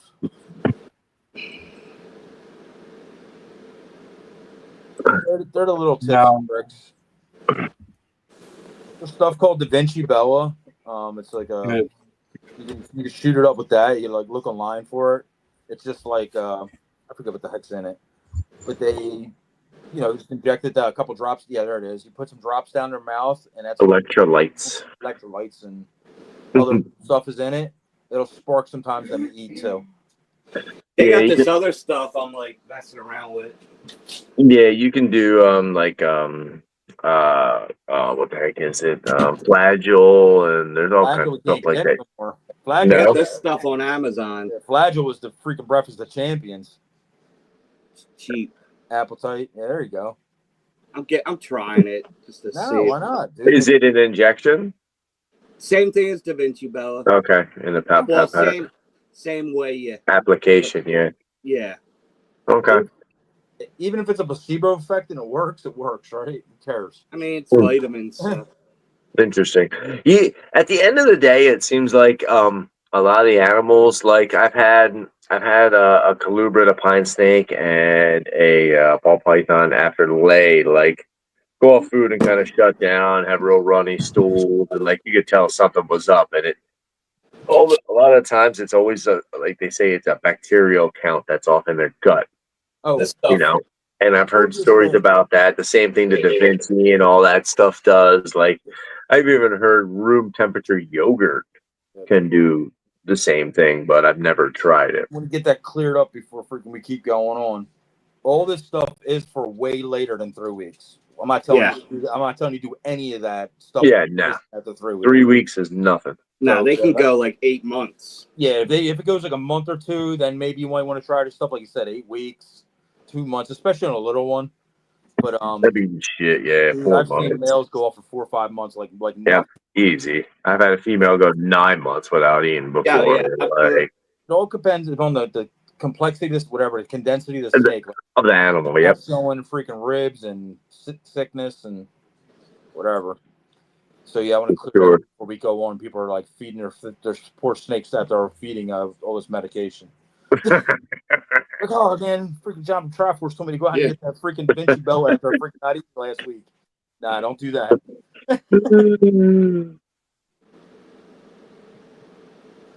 Spider to put with speckles. Who's Speckles? And who the fuck is Greg?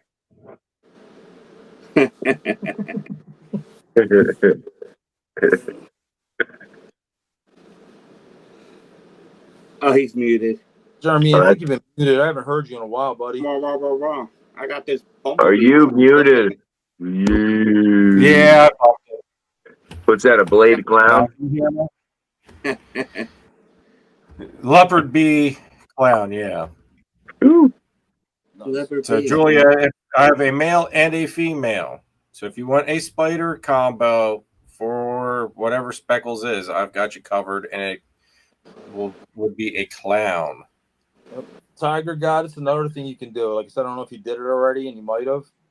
Take that thing and give it a bubble bath.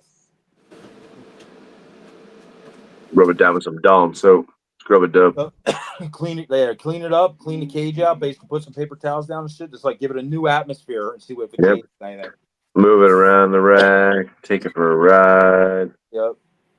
Well, here's the female then, Julia. If you want a pretty cool spider combo. Well, that one is pretty neat. All she is just a black stripe. Like literally looks like you drew it. Wow, yeah.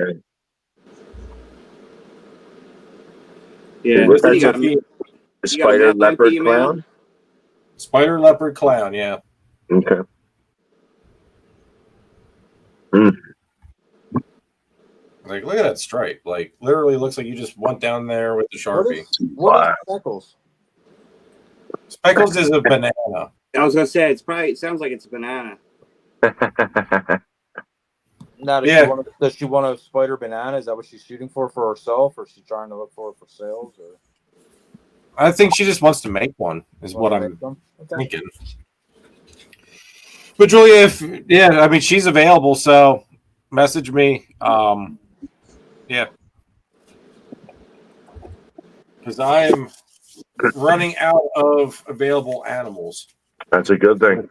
Definitely, I mean, you can get you'll have the spider, the pastel, the leopard, and everything will be het clown. So I mean, it at least starts you off with everything. All the babies would be het clowns at least.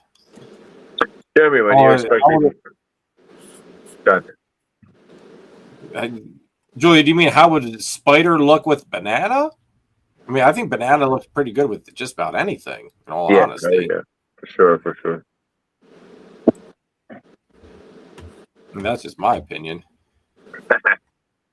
I mean, basically, take that color scheme. I mean, if you could hit that all gene animal as a visual banana clown, I mean, down the road, I mean, that would look pretty sick, I think. That it would be like what? All like that pinky purple lavender color and then a yellow orange stripe going down it. Yep. So I think that'd be pretty sick.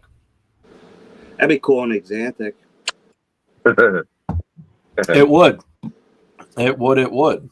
Yeah. A little fire vanilla on there top. Yummy. Dude, it would look even better if you had as a confusion clown Exantic. Or acid clown, however way you want to spin it. I know Chad there from Hawkers, he had some really awesome confusion clown combos at the show, and it was just like, holy crap. Yeah, for Charlie. Maybe. I want to see this girl and bangity bang. Bang clown? No, I want to see her.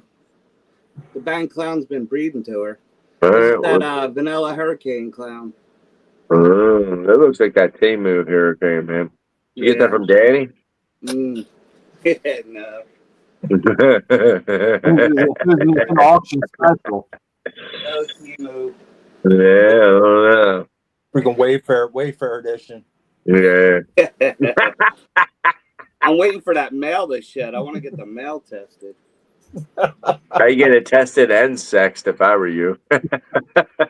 Oh, he's been sexed plenty of times. Oh, shit. You personally, I bet, huh? You pig. You know it. With your tongue. Don't be putting my business out there. You want the real test? No shed needed. Just send me the steak. No, here's Dad. All right, let's run the last little bit of sponsor ads here, guys, real quick. Hold on, what do you think? This is Dad, the vanilla hurricane clown. Well, it popped up in my collection. The trick hurricane. That looks like Blitz to me, Chris. That's Blitz. Blitz. That's that Clifton Heights hurricane right there. He's actually shedding. So I got that shed. Chris won't even let the poor snake shed in peace. Take a handle that. Admire all Chris's artwork and all of his racks. That is some freaking paperwork on them fucking racks, brother. Shut up. That's like mine. Don't even look at mine. I don't know what you're talking about. That all could be solved with the program where you can have things like this. It just makes everything look cleaner and easier. I have a few of them in here. Is that your envelope for your shed? Do you send them in to Charlie? Fucking poor Charlie. No, I do it the right way. This is how I send them my sheds, like a professional. Man, that is professional. Look at that. Damn. Look at that. And then I have my envelopes all ready to go. Dude, I send them in like pasty ass bags that are all like chalky white from the water softener and the humidifier blowing in my room. They're all nasty. Like crap. Look at that big ass envelope. Look at this tiny little thing. Man. Poor Charlie. Yeah, that's it. Another one for balls. No Ziploc bags. Yeah, that's deep. Balls deep. He made a 4-inch killer. All right, we're gonna run the sponsor ads. Put your envelopes away. Sorry, I ran out of my baggies. Head on over to Triforce Morphs if you're looking for that missing piece in your ball python breeding project. While you're there, add a little bit of laser citron to the mix, folks. John and Christine can also hook you up with the crested gecko, so don't forget that. Turn up the heat with Triforce Morphs. If you want to use the stop away, head on over to Triforce Morphs if you're looking for that missing piece in your ball python breeding project. While you're there, add a little bit of laser citron to the mix, folks. John and Christine can also hook you up with the crested gecko, so don't forget that. Turn up the heat with Triforce Morphs. If you want to use the best reptile record keeping and tracking software on the market today, scan the QR code or click our partnership link in the description down below for a free 30-day trial of Husbandry Pro. I promise you, you will not regret it. Stop. John got extra views. Stop wasting time trying to prove out animals or taking chances on possible heads or genes you don't know that are there. Head on over to Charlie at Gray Rider Reptiles and ShedTesting.com for all of your shed testing needs. He's fast, accurate, and adding new tests on a regular basis. So head on over to ShedTesting.com and check him out. Make sure to use the code CARPET15 for 15% off of your shed test order. Use nothing but the best at ShedTesting.com. Now, you know what happened, right? I was fiddling around with my mouse, and I clicked on Charlie's ad, and I'm like, crap. And then I went back up to the Triforce and Husbandry Pro ad, and then it's like I can't get past, like you can't force it past, so you gotta just rewatch it. Chris downgraded. He downgraded this year. I got all the labels made up. Who downgraded? Why, you don't need labels anymore if you buy Morph Market boxes. That's right. There you go. They are a little bit pricier than Redline boxes, I noticed. Are they? Are they? It's only a couple bucks. It really isn't much. I haven't needed boxes yet, so I haven't bought We any. looked up one thing of a cheaper. I think I haven't looked at boxes yet. Yeah, Redline was 55 for 10 8x8x7s, and Morph Market was 65 for 12 8x8x7s. So it's about the same, I think. You just get more with Morph Market. Yeah, I've been getting mine from what's it, Reptiles to You? Yeah, one of them was really cheap. Yeah, I think it's Reptiles to You or SYR, one of them too. Oh, you're welcome. Thanks for the advice, guys. Yeah, hey man, thanks for hanging out. You got questions? Put them in there.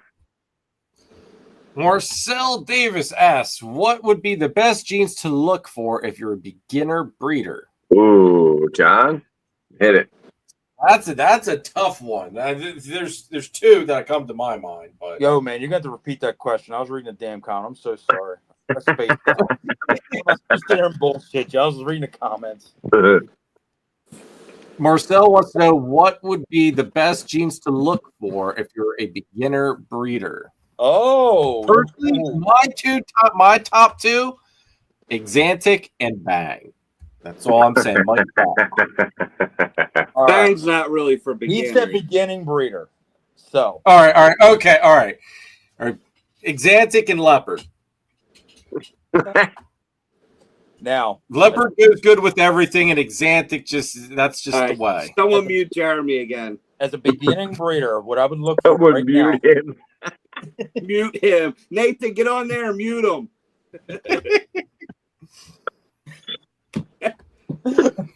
Got me all fucked up. As a beginning guy, I came into this today, and I'm like, all right, man, I want to do 10 pairings maybe in the future, and blah blah blah. I'd probably come in and buy whatever your favorite recessive is, whether it's clown, pied, or something with a visual and a head at minimum, and have a gene that you like, something that has legs. I would look for something like you said, either Jeremy, like a leopard, a black pastel, a mahogany, something that's a good base to start building around with all your enhancing genes, like your orange dreams, your yellow bellies, your fires, your pastels, your whatever, all these enhancer genes. I would look for a good base morph that you really enjoy. Except black pastel is a perfect one. That's one of mine. Blackhead. I say blackheads that go like. There's some like how I don't even know how you pick certain. It comes down whether they like the light side or the dark side, and that's something a person themselves have to come into. Yeah, not everyone likes Xanthic. We like color too. Well, Xanthic it's a perfect one to pick a recessive, but I would make sure if you're starting out, if you're planning on breeding and not just pet quality, pick something with a visual if you can, if you can swing it, or at least ahead of a recessive you enjoy. Like I said, it's clown. If you can get it in a double recessive or a visual recessive head, I would definitely start there and start with girls. I would avoid males for only the first probably a year and a half before I would even think about a male. Learn the genetics, pick a couple girls that are endless, basically. Like don't like. I'm trying to think like you don't want genes that are like going to block you. Like a lesser wouldn't be a perfect beginner snake if you were planning on breeding because it might block you on a female's end. If you want to add that in on a male side later on, fine. But I would use girls that are usually universal for everything across the board. Dumb question, John. All right, now just because with the lesser thing, wouldn't you more want genes like the lesser or the Mohavies, the yellow belly on the female end? Because whatever you're throwing that male to, you're more likely throwing it to multiple females. You definitely could do the lesser producing more of it.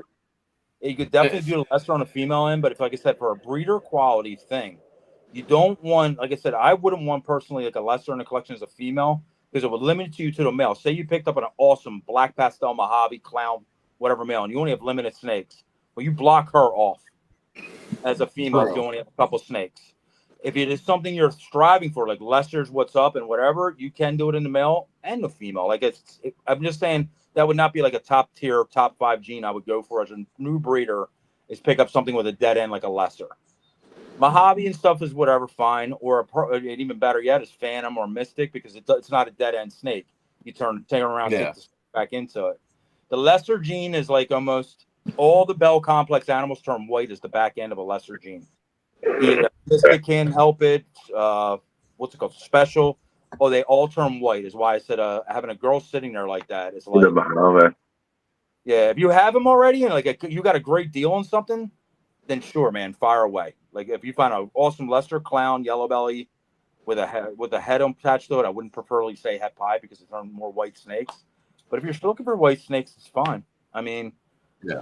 But if you want legs as a breeder you want to keep the genes going, keep them going. You don't want to hit a wall and be like, shit, because it could set you 4 years back if you do that. So I guess I was looking at it from like say and replace lesser with spider. Well, I would much rather have the spider on the female side because whatever you're breeding that male to, if the male had spider, he'd be passing it throughout everything you threw him to. Spider everything. Or at least the female, if it's on the female side, it's only one clutch that's throwing the potential for spiders as opposed to 4. Yeah, it's a very loaded question. It's a very, very loaded question because if you're talking about just breeding to make cool stuff, then you can buy all these genetics. But if you're talking like breeding to like in long game for the future, where basically, yes, I would recommend not buying spider. I'd recommend not buying pastel and clown. There's like a lot of stuff I would personally recommend not doing as your first time doing it. So they're blocks. So I agree with John. Females, grab your females for the first couple of years. I would go supers, super vanilla, white lace, super OD. I would go with supers. Just so, as a new breeder, it's guaranteed whatever you make and whatever you like, And familiarize yourself with that gene, like you said, with the supers, it's in there. It's in there. I would go with supers, females, And you know, if you like recessives, you like clown, you like pod, you like DG, you know, Yeah, whatever you your personal pick. it all comes down to pocketbook too, right? Like how Yeah, how yeah. deep That's are the right. pockets? What is your budget? But Yeah. definitely go supers So, with, you know, maybe other genes added. Supers Super are OD amazing. yellow belly, super OD whatever. Supers are Yeah, amazing. this Aaron's hitting it with what I'm thinking too. Is you know, whichever way you Hets. go, make sure that there are hets attached if you're wanting to Yeah. do more, expecting to get more serious with the breeding. You're going to want to make sure that the animals you're working with are either have hets attached or are visual recessives. I'm totally the I think mindset that's too. to me that's the bigger thing though, is to figure out what recessives you want to work. If you want to do the recessive end, figure out the recessive part, and then figure out the genetic wise what genes you want to add into that. Like, Am I wrong on that, guys? Yeah, no. If you're No, I buying agree. babies and stuff, buy some. I would look for babies that have a good genes in them. One, just say you're into acid, and you want an acid blah blah blah. Well, then you can do an acid blah blah blah head clown or whatever if that's your goal.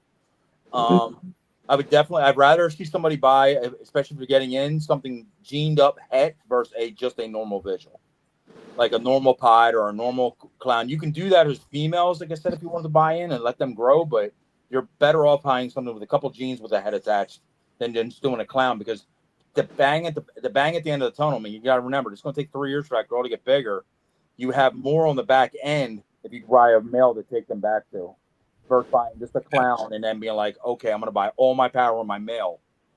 It's a lot of genes to be loaded up on one side. Just say you buy a 4-gene clown male. For you to hit all 4 genes in that female, it's all the farther you can go with that snake in a recessive project.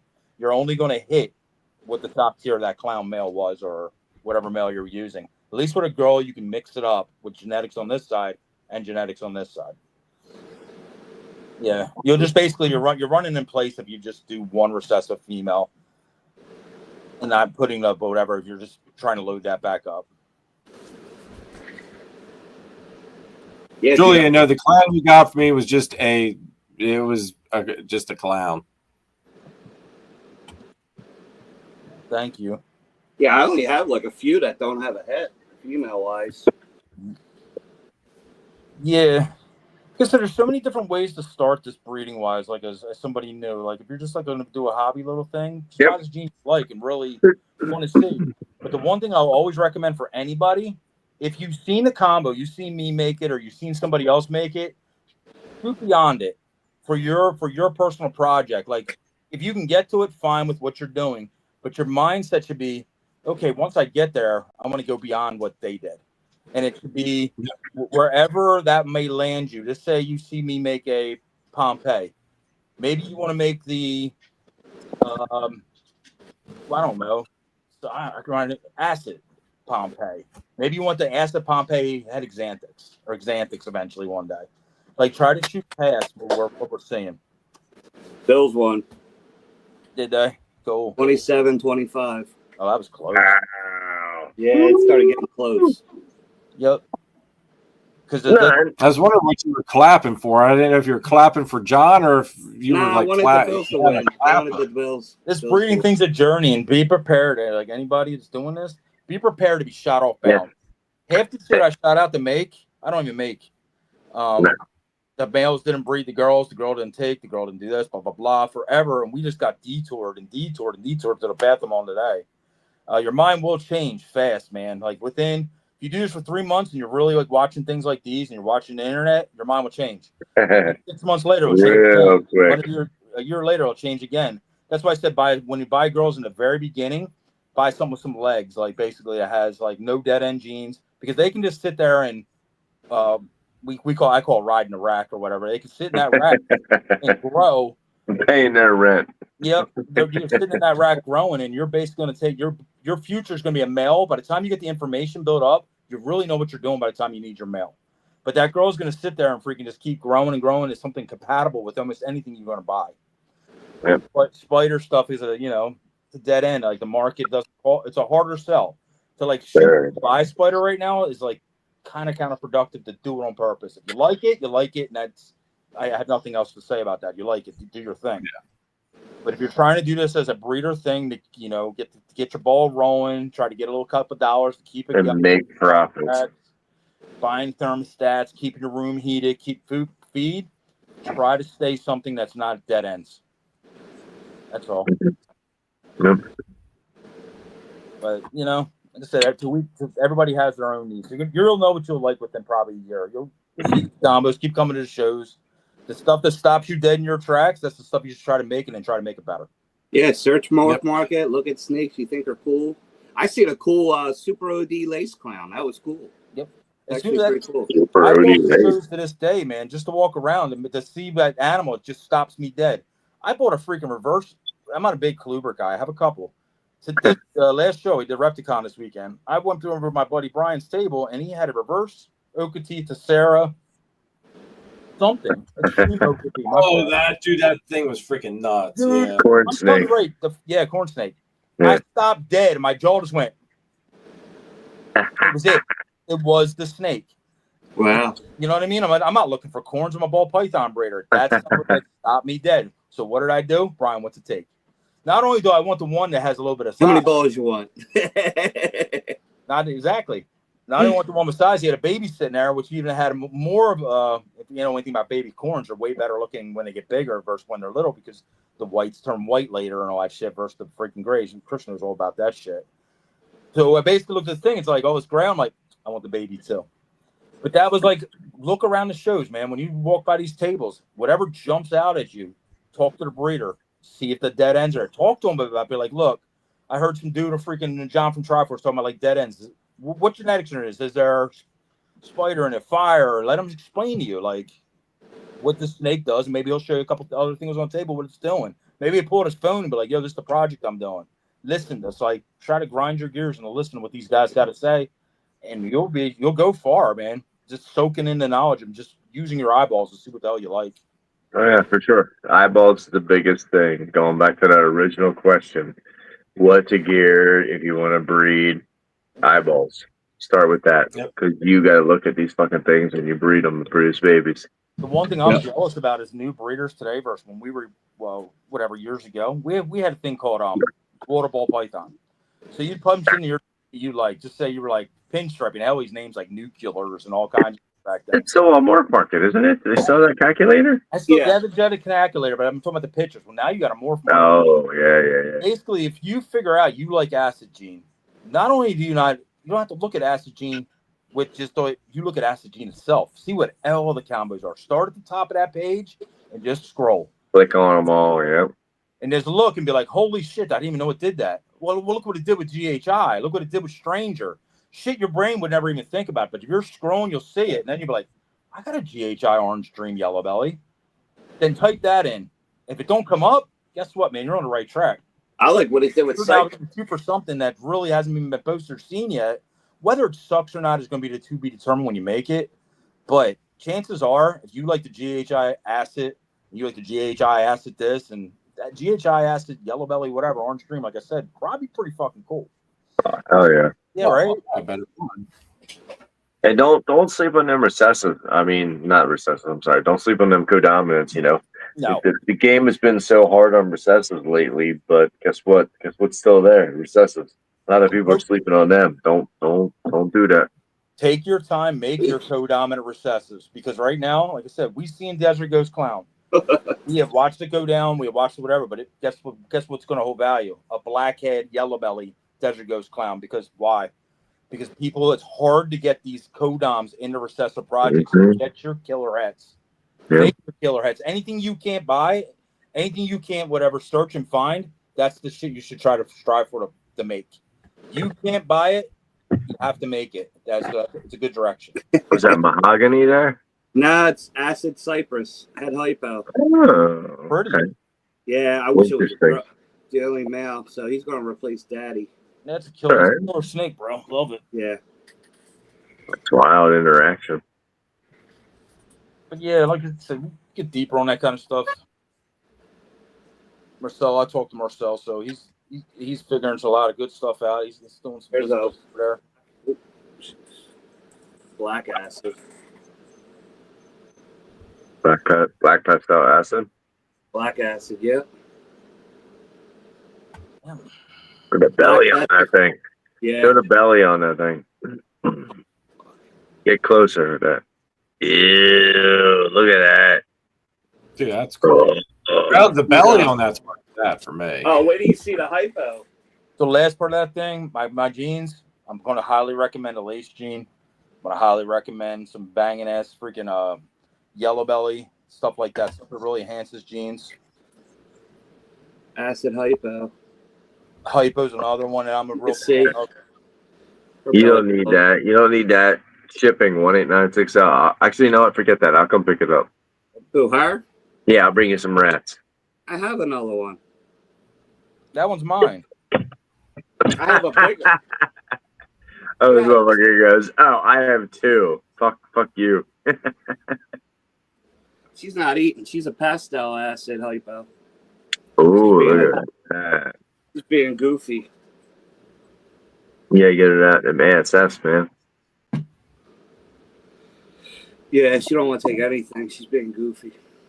Yeah, she got good size on her. Yeah, she's being a pain in the butt. Marcel asks, how do you guys go about making your pairings when you're thinking about what's next? I don't know if we have enough time It's for that. tough, man. It's never set in stone. It can change halfway through. It can change after the first pairing. It just comes down to, man, focusing on your projects. Like, what is your main focus? That is what it comes down to. You know, what's your main project? And then, I mean, we all have multiple projects between the four of us, and it's just about what to delegate to what. One year you might have to take that hypo het clown to the visual clown het hypo to produce hypos 100% with those codoms. Next year you might have to make the visual clowns at 100% het hypo to get those codoms that were in the other ones. You got to break it down as to what you want to focus on. I got stuff that I've been working on a decade, and it'll probably take another decade to even get even close to even where I'm even happy with it. Freaking me.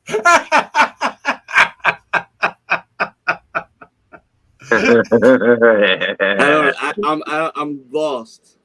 What did I say? I missed it. Hey, we welcome it in. No, he's getting a dick pic later. He's getting a punishment. That's his punishment. Nathan's getting a dick pic. Sweet. We'll send him a collage. Let's each send him one. Let's send him on Chris. Oh God! And sorry, I was gonna say, look, he's walking off to the bathroom right now to send Marcel, it. I am so sorry. Poor guy's asking questions about breeding, and Chris is measuring his little freaking 3-inch dick. I am so sorry. 4 1/16. No, bro, you just showed me 2-inch stickers. I don't want to hear your shit. Look how big that is. Dude, that's a monster. Whatever you tell your wife 4 inches is what matters. That's all that matters. You even got labels for it. 2-inch dick. Penis, whatever fucking said. Charlie, what's up, bro? Good to see you in the chat. Hey, Charlie, get that damn Charles lace test William.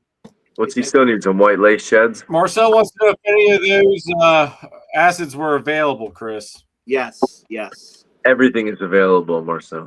I actually have I have three male acid 100% head hypos. I have a female acid 66 head hypo, and I have a pastel acid 100% head hypo male. They're slamming food too. Those. Get him, Chris. Yeah. Yeah, this one. 10%. Look at that belly. This guy is a monster. He eats like a boy. The pastel acid, what, 66%? No, this is 100. The female one, 66. What was her pairing? Why is she 66? Oh, because she came from it was acid head hypo to a Cypress head hypo, so she's 66. Get that good acid from Chris. My acids suck. Please don't. My I acids was going suck to show so bad one I off, can't do but the she's project. in shed. Endless asks if static and confusion and acid have been confirmed to be the same yet. They're saying they're not the same. They're just reacting. This is similar. Here's dad. Saying they're testing different though, from what I've heard. I thought they were tested the same. Were they? I heard. He said they're like in the same neighborhood, but they're not like. Yeah, it's supposed to be acid and confusion. We're testing different. Oh, really? Oh, okay. Yeah. Nice. I mean, I don't know. It could have changed again, man. It keeps changing, so I have no idea. I just wait for Charlie to tell me what the dealio is. Right. That's a question for Charlie. Yeah. All right. Charlie, speak up. I have no idea. I mean, visually, they're very similar. Very similar, yeah. So similar that they do the same, though. I mean, back in the day, rumor had it they all came from the same blood. I'm still trying to figure out what this girl is. Looks like some kind of hurricane combo. No, I don't trash. think she's lace. Just send it here. It's trash. She's lace, but I don't think she's just lace. Well, sure as fuck ain't just lace, Chris. I just don't know what it looks hurricane, but it might test different. Maybe you found the fourth in the fourth dimension. Lace 2.0. Yeah. That looks lace. Lace what? Oh, she's definitely lace. Lace something. I thought she was spot nose because of Batman. Oh no. Nah. Nope. Not crazy enough. No. She's just a wacky lace. What else was in there? It was a Batman yellow belly to a lace. So leopard, yellow belly, spot nose. Yeah, it's not leopard. Nope, not leopard, not spot nose.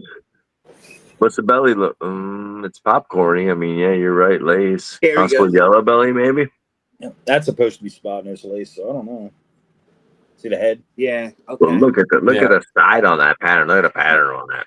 Yeah. She's in shed too, but yeah. That looks nice with spot nose with lace. Yeah. Tower God wants to know what rack manufacturer do we prefer? Who? Oh, that's another loaded question, but that's an easier one. Tire God. Tire God. Tire God. I love you, Charlie. ARS. Now, ARS is great. I prefer ARS all the way. If you were doing a lot of snakes, a lot of different snakes, bigger or whatever, 70s, 55s, ARS is king because it's the best bang for the buck. You get the most slots for the best price. Baby racks. I'm a Sea Serpent guy, B15, B18 quartz because they're interchangeable, or you can do them VE tubs that are basically the 6 or they do the 3-2-1 system. They're decent, but they're smaller.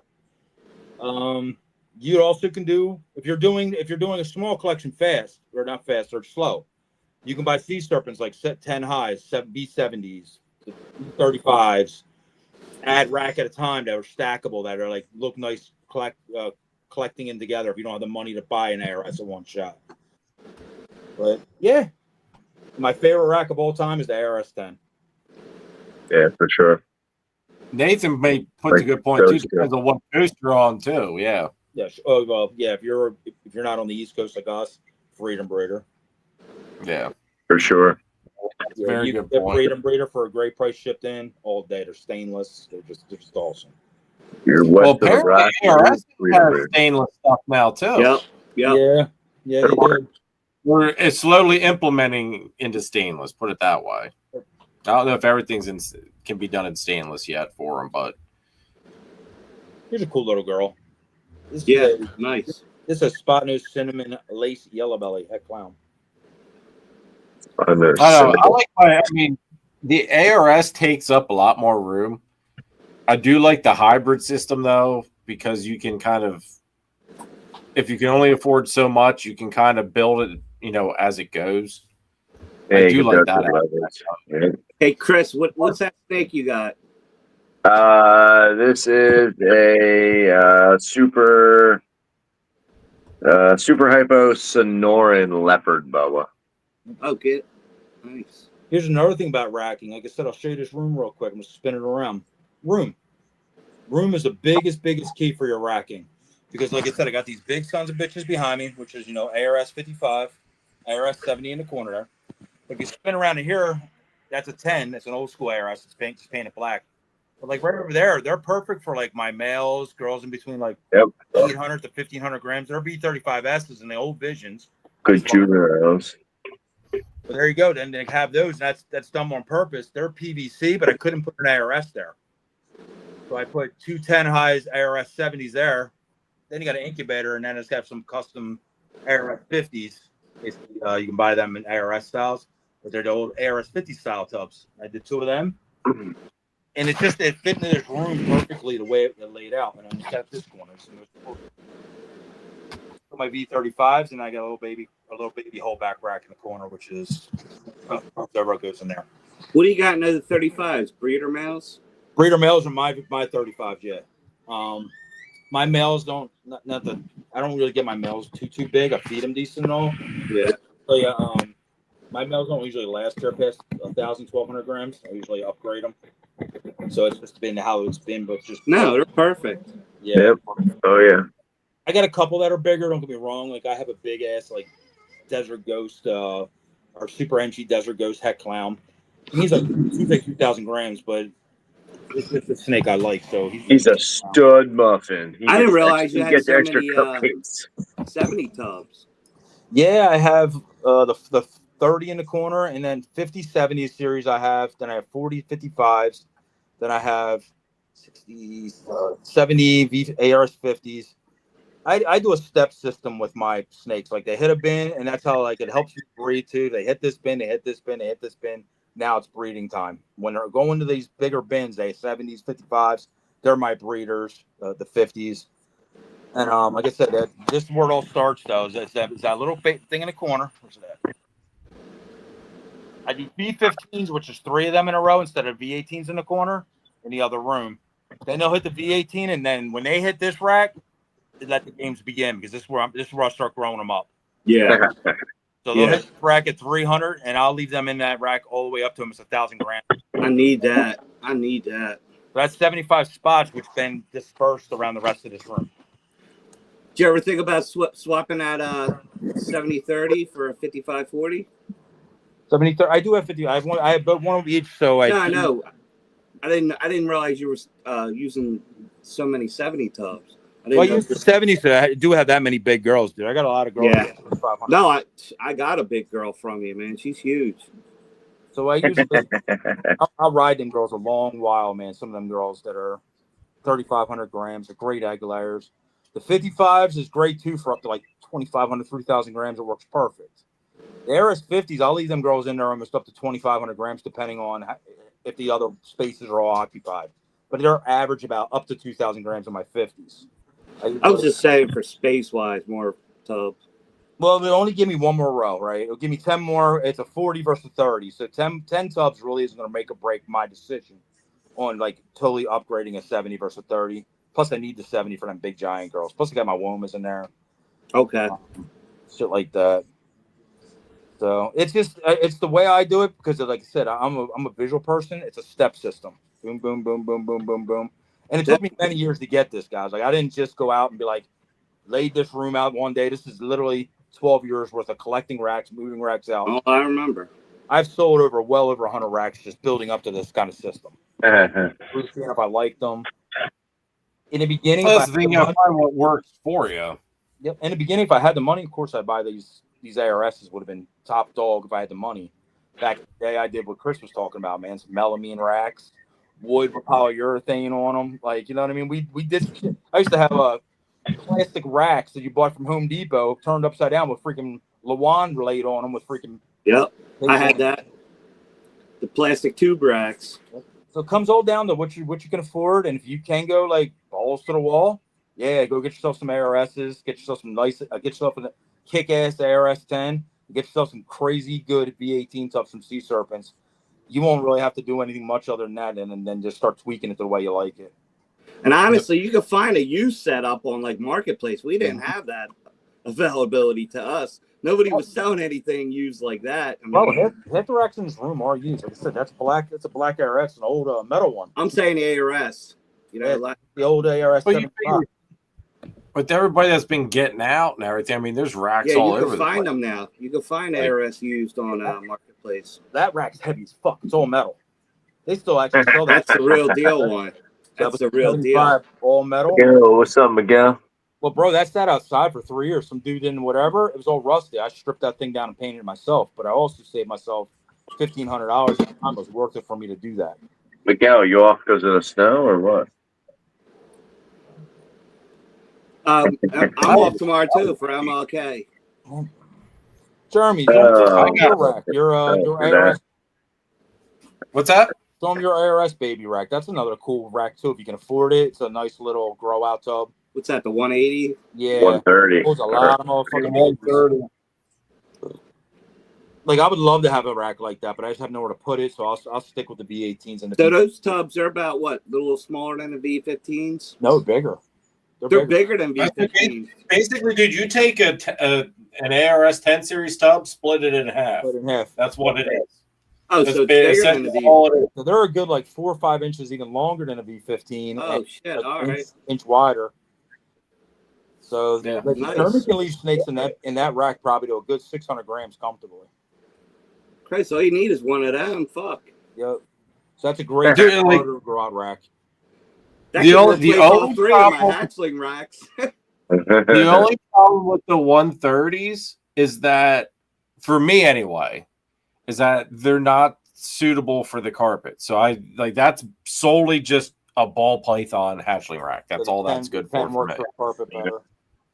So I need ARS, like I do the 10. I always fill the 1065 up with the baby carpets, but now ARS has those. What is it? The 1065 or the 10 series deep. Yeah. I forget what the code number is, but it's a 10 whatever. What's it taller? It's 10 series tubs, but they're deeper. Nice. So you know it's better set up and suitable for arboreal and semi-arboreal. The only thing about your rack why I wouldn't want it 130 spaces because I'm a very, like I said, I do shit kind of efficiently. I do a rack at a time when I clean. So I clean this rack and it's all of them or none of them, right? It's just boom. That 130, my OCD would go in fucking insane because it's 130 bins if it's full. You're on that rack infinity, bro. When I hit this 1075 in behind me, oh, it's a bad day. I'm like, motherfucker, it just never ends. Oh, it's 1065 day. Fuck. Yep. Yeah, that 130, I'd be like, I'm going convulsions and shit. Now, what if you did the bedding you're doing? It's just spot clean. Shouldn't be that bad. I don't do bedding in anything less than a B35. So all them in the corner back there, they're all on paper. My 10 series is all on paper. I don't like bedding and freaking rack that short. It drives me nuts. Yeah.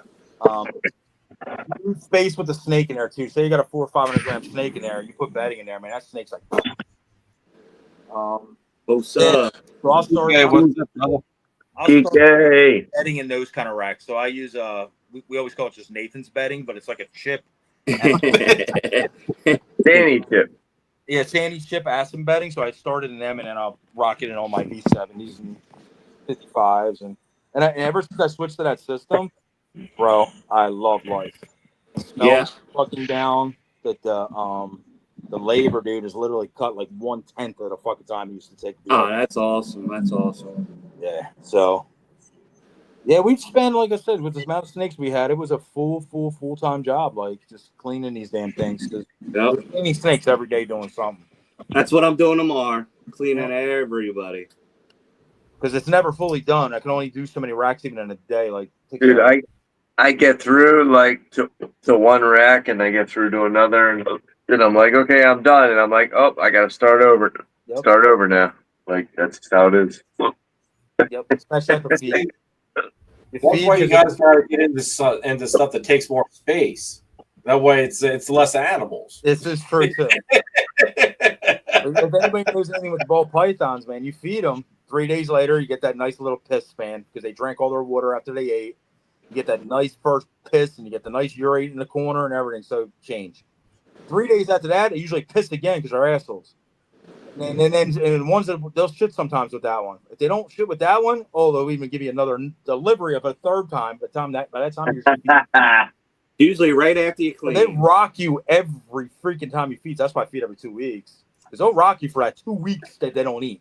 Then they go in the shed sometimes, and then they they do the mess with the shed, and they're like, "Oh, you triple banged me today, you little son of a bitch, this week." You didn't just hit me one time; you hit me 3 times in a matter of like 4 days. Like you on the next level shit right now. See, with the new system that I've started doing like one rack one night, another rack the other night, Yeah, I love it, but it's a double-edged sword when I get to where the carpets are. yeah. Because I know like it's more efficient. I can get through it a lot quicker in one night. But I also know that, so then I take more time to work with the carpets that night. Yeah. And it takes me a bit longer because I get them out and I'm fiddling with them, and next thing I know, I've had it out for like an hour. I'm like, oh shit, like I've still got somebody else I've got to like work with, and it's like shit.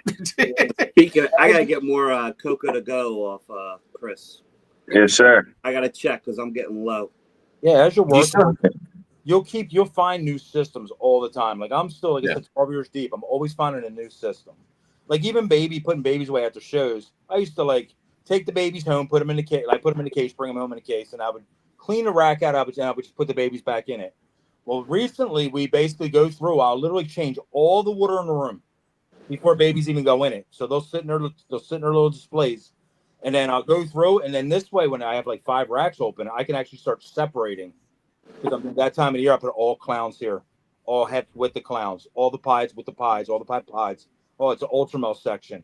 So now I can just literally, instead of like doing them one by one when they're coming out of the case and they're like all randomly together per case, I'm able to now take the liberty to be like, okay, when I set it up for a show, I can just grab this rack, goes in these 3 cases, this rack goes in these 2 cases. Yeah. And I just started that like basically this year, and man, another time saver to something I never did. Nice. It's crazy, like, right? Like we just do this shit for so long, and just one little thing to change everything. Yep. That you didn't know before. And getting that outside looking in, advice from other people. Yeah. They'll tell you something that you never thought of doing. It's like, well, shit. Okay. It's like, well, let's give it a shot. See how it works. We all keep records there. We can look back at Jeremy's tubs. Like I said, he got his little tags. Chris got fucking goddamn Picassos on his shit. Chris Kelly got his tags. Me, that's what I do for Brady. See that? Just little numbers on them, and then every time a lot goes, I'll just put it on the bin. It's all fishing of who you are. Like you'll pick it, like you said, you might pick something I do, Jeremy does, Chris does, and freaking Chris does. Like, and then put some of your own spin on it. Sure. Yeah, I use these for everybody. The Reptazorb liners. Yeah. A V15, a V18. Yeah, I use these with paper towels, and then they work good. And then sometimes they'll only urate or mess up. Ow. If you buy in bulk, they're not bad. It's not bad. That motherfucker just said he used Reptazorb and paper towels. He didn't say use Reptazorb over paper towels. He said Reptazorb and paper towels. Well, the thing about he makes good money. He makes good money. Well, because they're thicker and they, just to kind of hold in that humidity, and then also too, they'll urate on the paper towels, and a lot of times you can reuse these where it didn't go through the paper towel and get to this, so you could just put a new piece of paper towel on it. Yep. But not most of the time that it gets on this. Yeah, paper towels definitely get expensive. Like even when we do paper, sure. I don't know if anybody ever heard of restaurant stores and stuff. Like check your areas, see if they have restaurant stores. They have it online. You can buy unprinted newspaper, like a stack of this shit, guys. Like, right underneath that trash can up there. Yes, my trash can is there because dogs like to knock it over when I'm not here. There you go. I got it. Yeah, there you go. So you can buy like a stack of that shit for like $15-$16. And depending on how many snakes you have, that shit will last a while. Just put 2-3 sheets in there. You can fold that to fit any tub. You just take it, fold it in place, and fit any damn tub you want. It's a very cheap option for paper. Again, it's clean. It's unprinted. You don't have to worry about your snakes getting all the ink on them from newspaper. Blah blah blah. And you can go and make your own hoagies.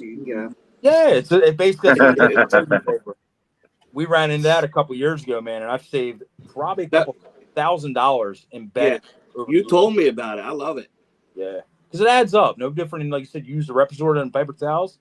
A long-term solution for a person who has a lot of snakes, probably not a great idea. Like I said, you use it for your 1 racks and you're golden. But to keep going, it's a money thing. You're always going to have to keep buying the paper towels, the Represorb, all that shit. It always just add that into your totals for the end of the year. I only use the Represorbs on the babies. What's just quick, easy cleanup for the babies. What is that called? It's called a restaurant store is where I get the paper. It's basically what size is on that, Chris? Do you still have the number on it? I think it's like 15 by 9 or something like that. Newsprint. It's basically, I think it's 15 by 20. 15 by 20. All right, 15 by 20, and I think then look on a website. Paper. Just type in 15 by 20 paper on the restaurant store's website. That kind of shit. It'll all kinds of stuff will show up. Just make sure it's paper and not the wax paper. Because you get the wax paper, wax paper, no good. Yeah, you don't want no wax paper. That should just be like, no wax.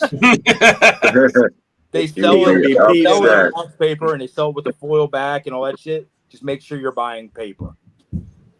I know for anybody that does like use paper towels and stuff, even if it's for like cleaning, go to a place like BB's. Yeah, like any of your Costco. Well, dude, no, BB's is even cheaper than Costco, dude. Where's BB's, Jeremy? I don't know. They're kind of we don't live in Amish country. There's a BB's down in Quarryville. There's a BB's.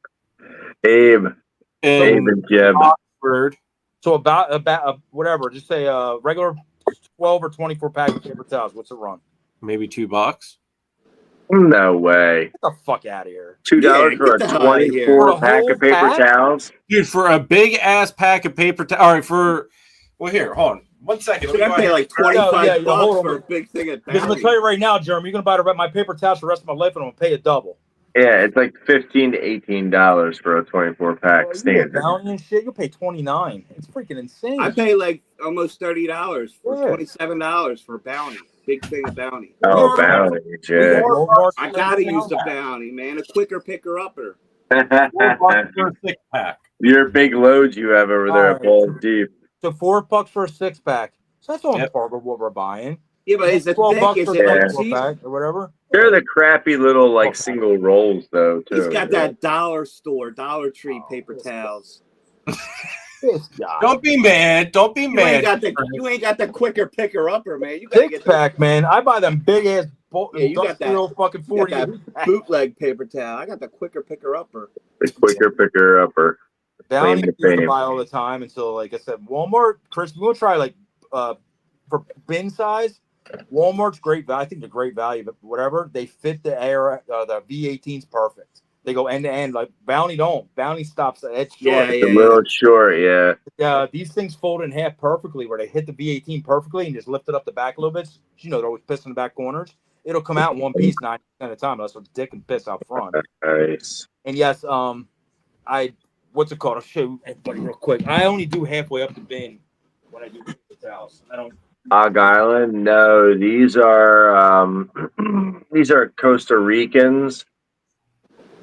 These are Costa Ricans from Warm Booth. I picked up this year as an addition to my collection. They're double het, T positive, and black. The black is like a striped animal. It's comparative to the leopard and the Sonoran boas.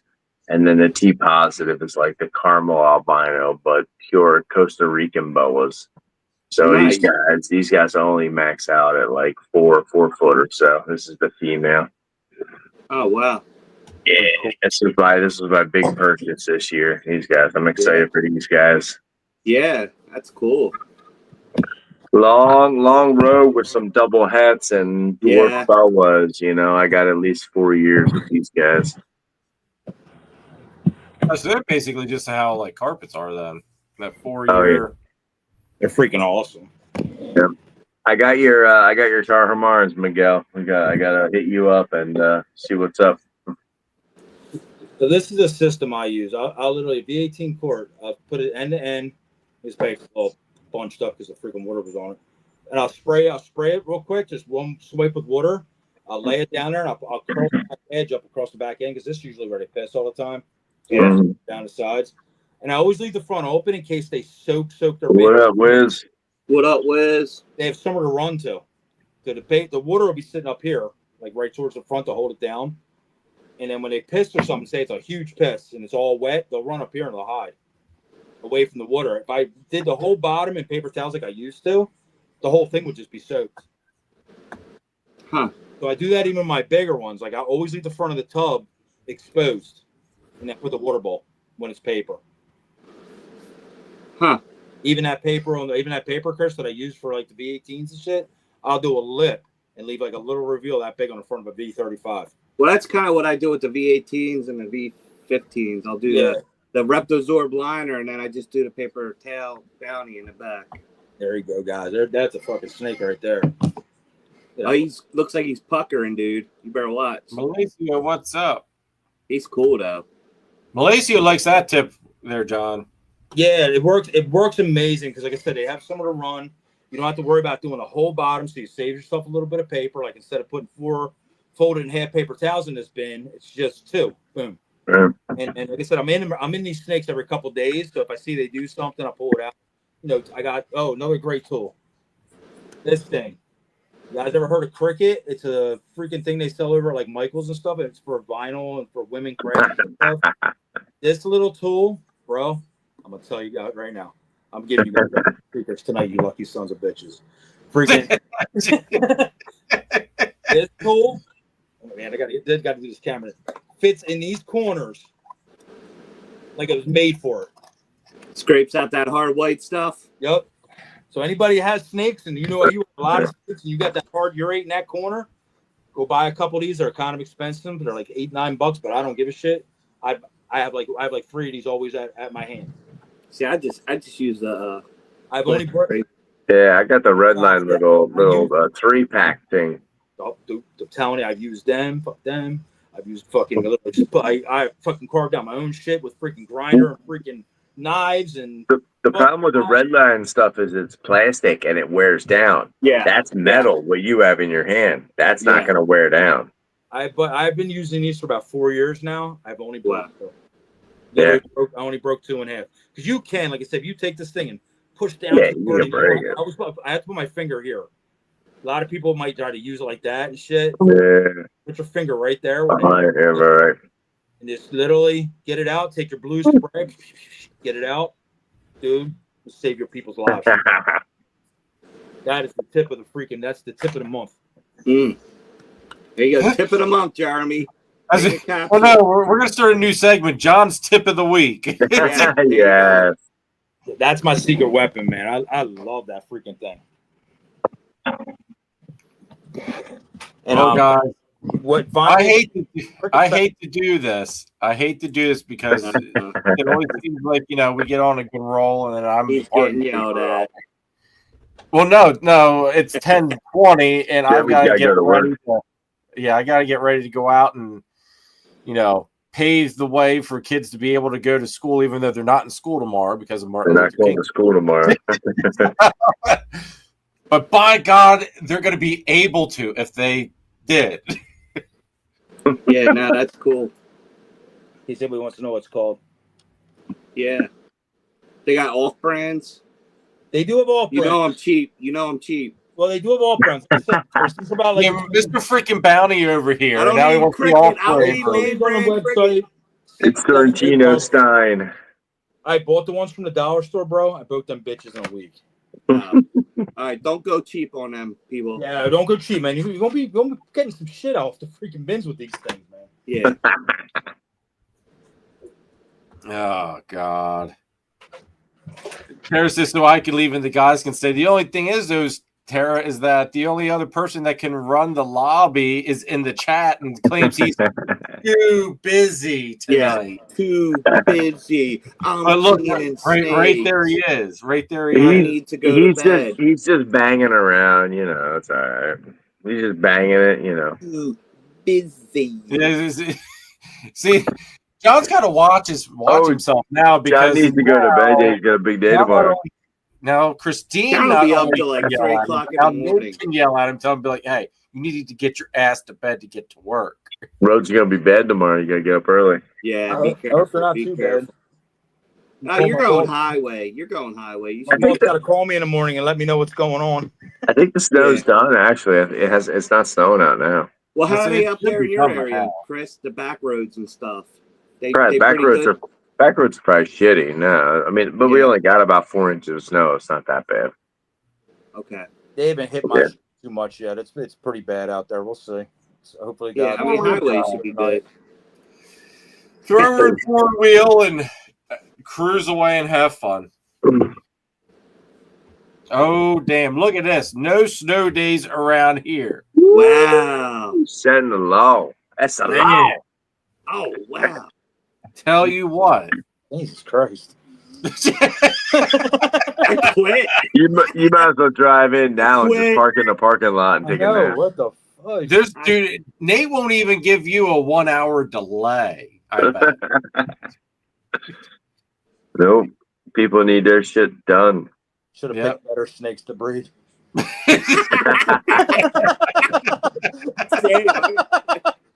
The same way. I should have picked better snakes in the beginning. God damn. Damn it. I should have listened to my advice I just gave. Trust This me, is man. my I own wish, tip of the Yeah, I week. wish I could have listened to the me 10 years me. bro, I wish to God there was a me 10 years ago freaking telling Yeah. me to go. Oh. Jesus Christ. Same. Same. No, See, man. My ass thought fucking Spider was the freaking future. At the time, though, Spider was that expensive snake, though. Bro, I had Super Orange Dream, Spider, Yellow Belly, Fires, Heck Clown, Heck freaking Ghost, and fucking Summer Pops triple hats that I sold. Yeah, I was far. They were worth money back then, man. I was far with that shit. I had blackhead in them, freaking man, blackhead spiders that were supers and all kinds of shit, man. I was far. That's before they knew it was before they knew it was illegal. About 5 years ago, I hit the reset button, man. Like everything I'm doing now is only like 5 years deep to this extent. I had hit the reset button hard. I was in a lot of bad dead end projects. I learned my lesson. Holy shit! I was a Het Red Exanthic or not Het Red Hidden Gmoma guy. Easy on Het Red Exanthic. Easy. I do have that. No, not Het Red Exanthic. Hidden Gmoma, Champagne, dude. I'm freaking. The second person in the world to make all the freaking gray matter shit. That's another one. Fucking it's collar wobbly. Yeah, bro. I've been through some shit. Yep. I was known for all of our supers. Yeah, half of them kink and die. Don't do that if you can help it. You know, all kinds of shit. So, get to work, Jeremy. But see, this is also though why having a group of friends like this you can learn, you can save time, and have fun all at once. Right. Yeah. The stuff I know now and talk about is like because I did it or screwed it up, man. When they talk about the branch on down, coming down the tree, or walking into walls, I don't think I missed any. I am that dude. I walk face first into them bitches. I know there have been several nights after like a meal out at Gettysburg. I've come home and I've said this multiple times. I've come down to the snake room, and between you and Nate, it has been you go. Yeah. Hey, you go. There's been many. I can guarantee reworking the collection and figuring out, you know what, we all do things it. need to be moved. We all do it as beginners. We always buy snakes that literally probably weren't the right snakes in the beginning. That's why I said buy all the time. All the time. Because every breeder does it, and if you don't do it, it'd be kind of shocking. I have fed over freaking tens of thousands of dollars worth of snakes I've never even bred, and that is like not even exaggerating. Yeah, literally grow them all the way up to breeder size, and then look down and go, "I'm not even going to use it." Yeah, dude. Like a that's such a sucky feeling, man. It's such a shit feeling. Like it's even if it's a snake you love, you're like, yep. I should not do this. This would be counterproductive. Yep. Yeah. Oh yeah. And it would work great in somebody else's collection, but like for what I was trying to do, because I could only have limited room for so much shit. So it's not like it was a shit snake or something. It was basically I have to be very careful what I do for holdbacks, and it doesn't matter here because that's where I'm at today. Yep. When I started 10 years ago, it didn't matter. Like I had racks and racks. I was looking at all empty, so I was like, "Oh man, all the cool snakes I could put in you." And that's new mentality. But now I have to be seriously careful. That's well, it's just like you've got to make sure what you're holding back is actually moving everything forward. Yep. As opposed to keeping you at that where you're at. If it's going to keep you where you're at, you shouldn't be keeping it. Like then the other big one, Jeremy, nobody ever talks about odds. I can't tell me freaking pairings I did. I didn't even hit anywhere close to what I was even shooting for. Yeah, males. You need a female. You hit males. You need a male, or you need females, whatever. The males come, and you don't need a male. Like, you got the male. So, yeah, dude. Like, this shit is so up and down. It really is. If you're into roller coaster rides, man, ball python breeding is the way to go. Just as fast as you're up, it's just as fast as you're down. Yes, 100% on that one, man. 100% on that one. So my wife shoveled the whole walkway. yes, my wife shoveled the whole fucking driveway, psycho. she shoveled the whole walkway. I went out there. I was like, all the cars. I was going to go out there after the show, finish off what she didn't do. I figured she'd do the walkway behind the truck. She's like, it's going to be cold and frozen by then, damn it. I was like, okay. It's done. No, Christine. I was like, oh. Two goddamn calls me an ice block. It wasn't that basically like, oh, don't be out there cold or nothing. It was basically like, asshole, it's gonna be too fucking cold. So I was like, all right. You're probably right. She always knows. Listen to the women. Listen to the women. Our lives will be so much easier and happier. I went to use the snowblower though. Yeah. You should have been out there when it was falling, Chris. I was on this. She did it while I just seen her on camera. She did it while I was on this. That's why he was smiling and had his hat side. He was like, "Yeah, I ain't got to burn no calories tonight. I can eat all these Girl Scout cookies." I ain't messing with her tonight, man. She's strong tonight. I shoveled. I shoveled earlier. She's strong tonight. So what you're saying? She's gonna wear that Venom helmet tonight. You got them steps in. She's all like.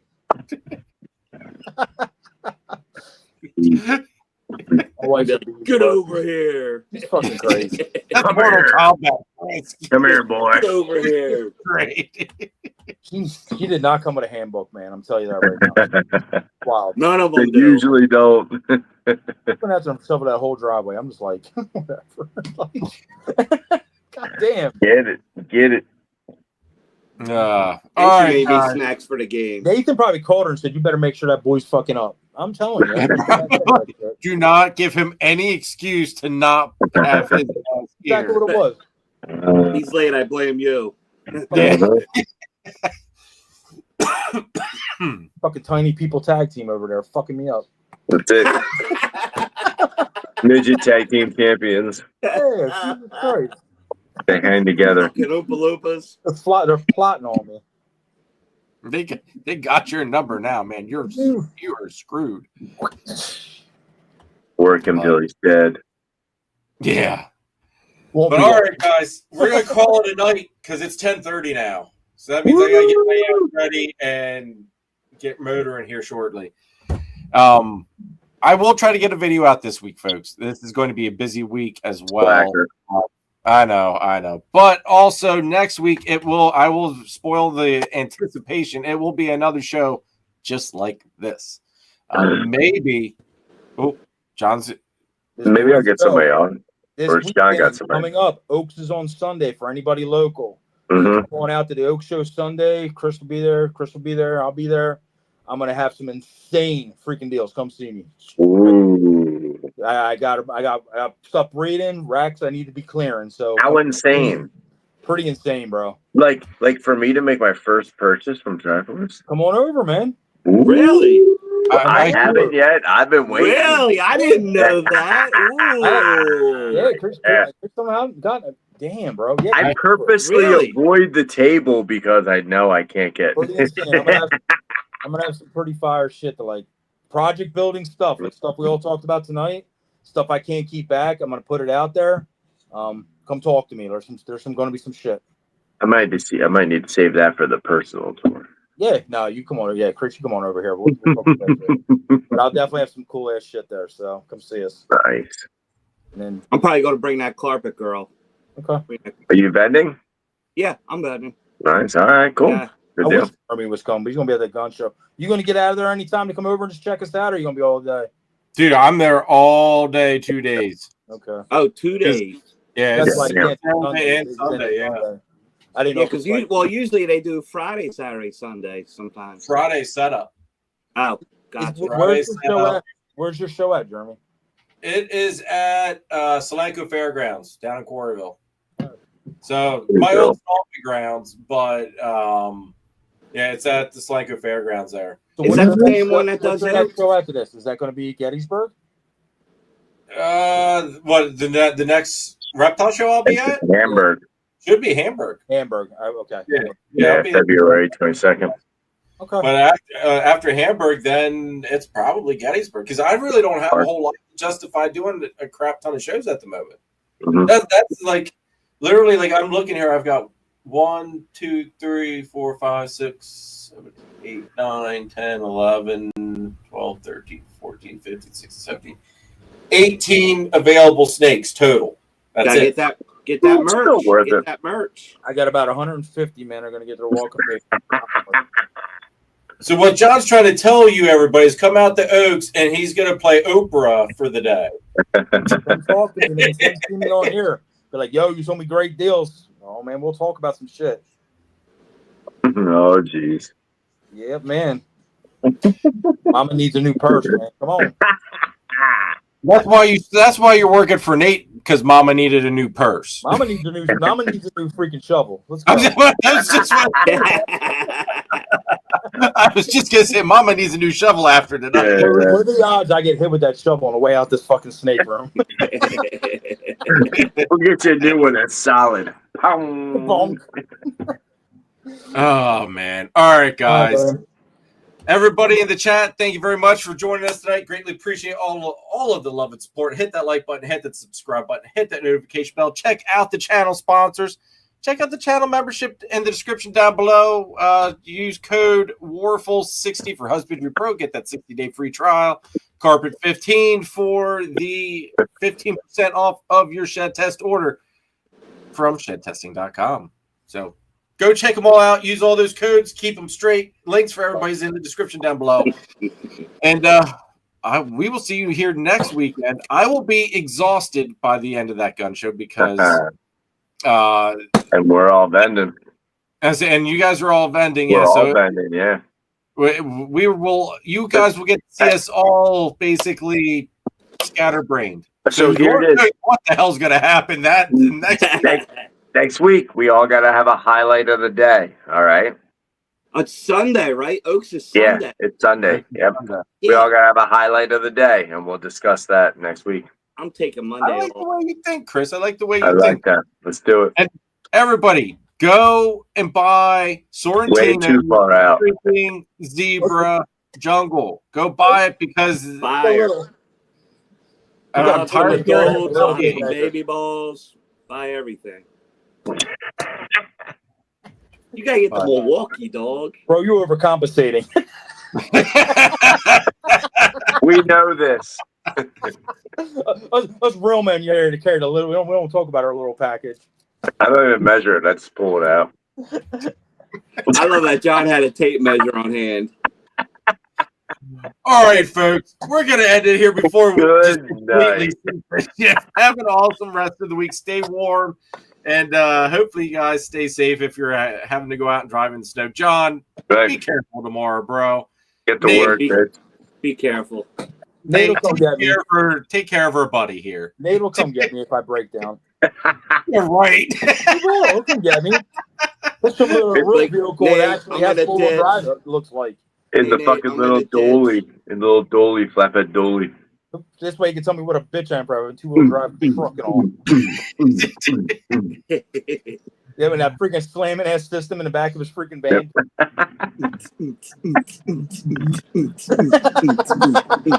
Bunch of hamster top out.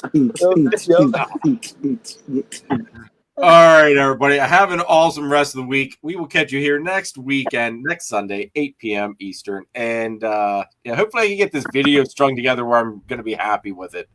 But have an awesome rest of the week, folks. Let's do it. Do it.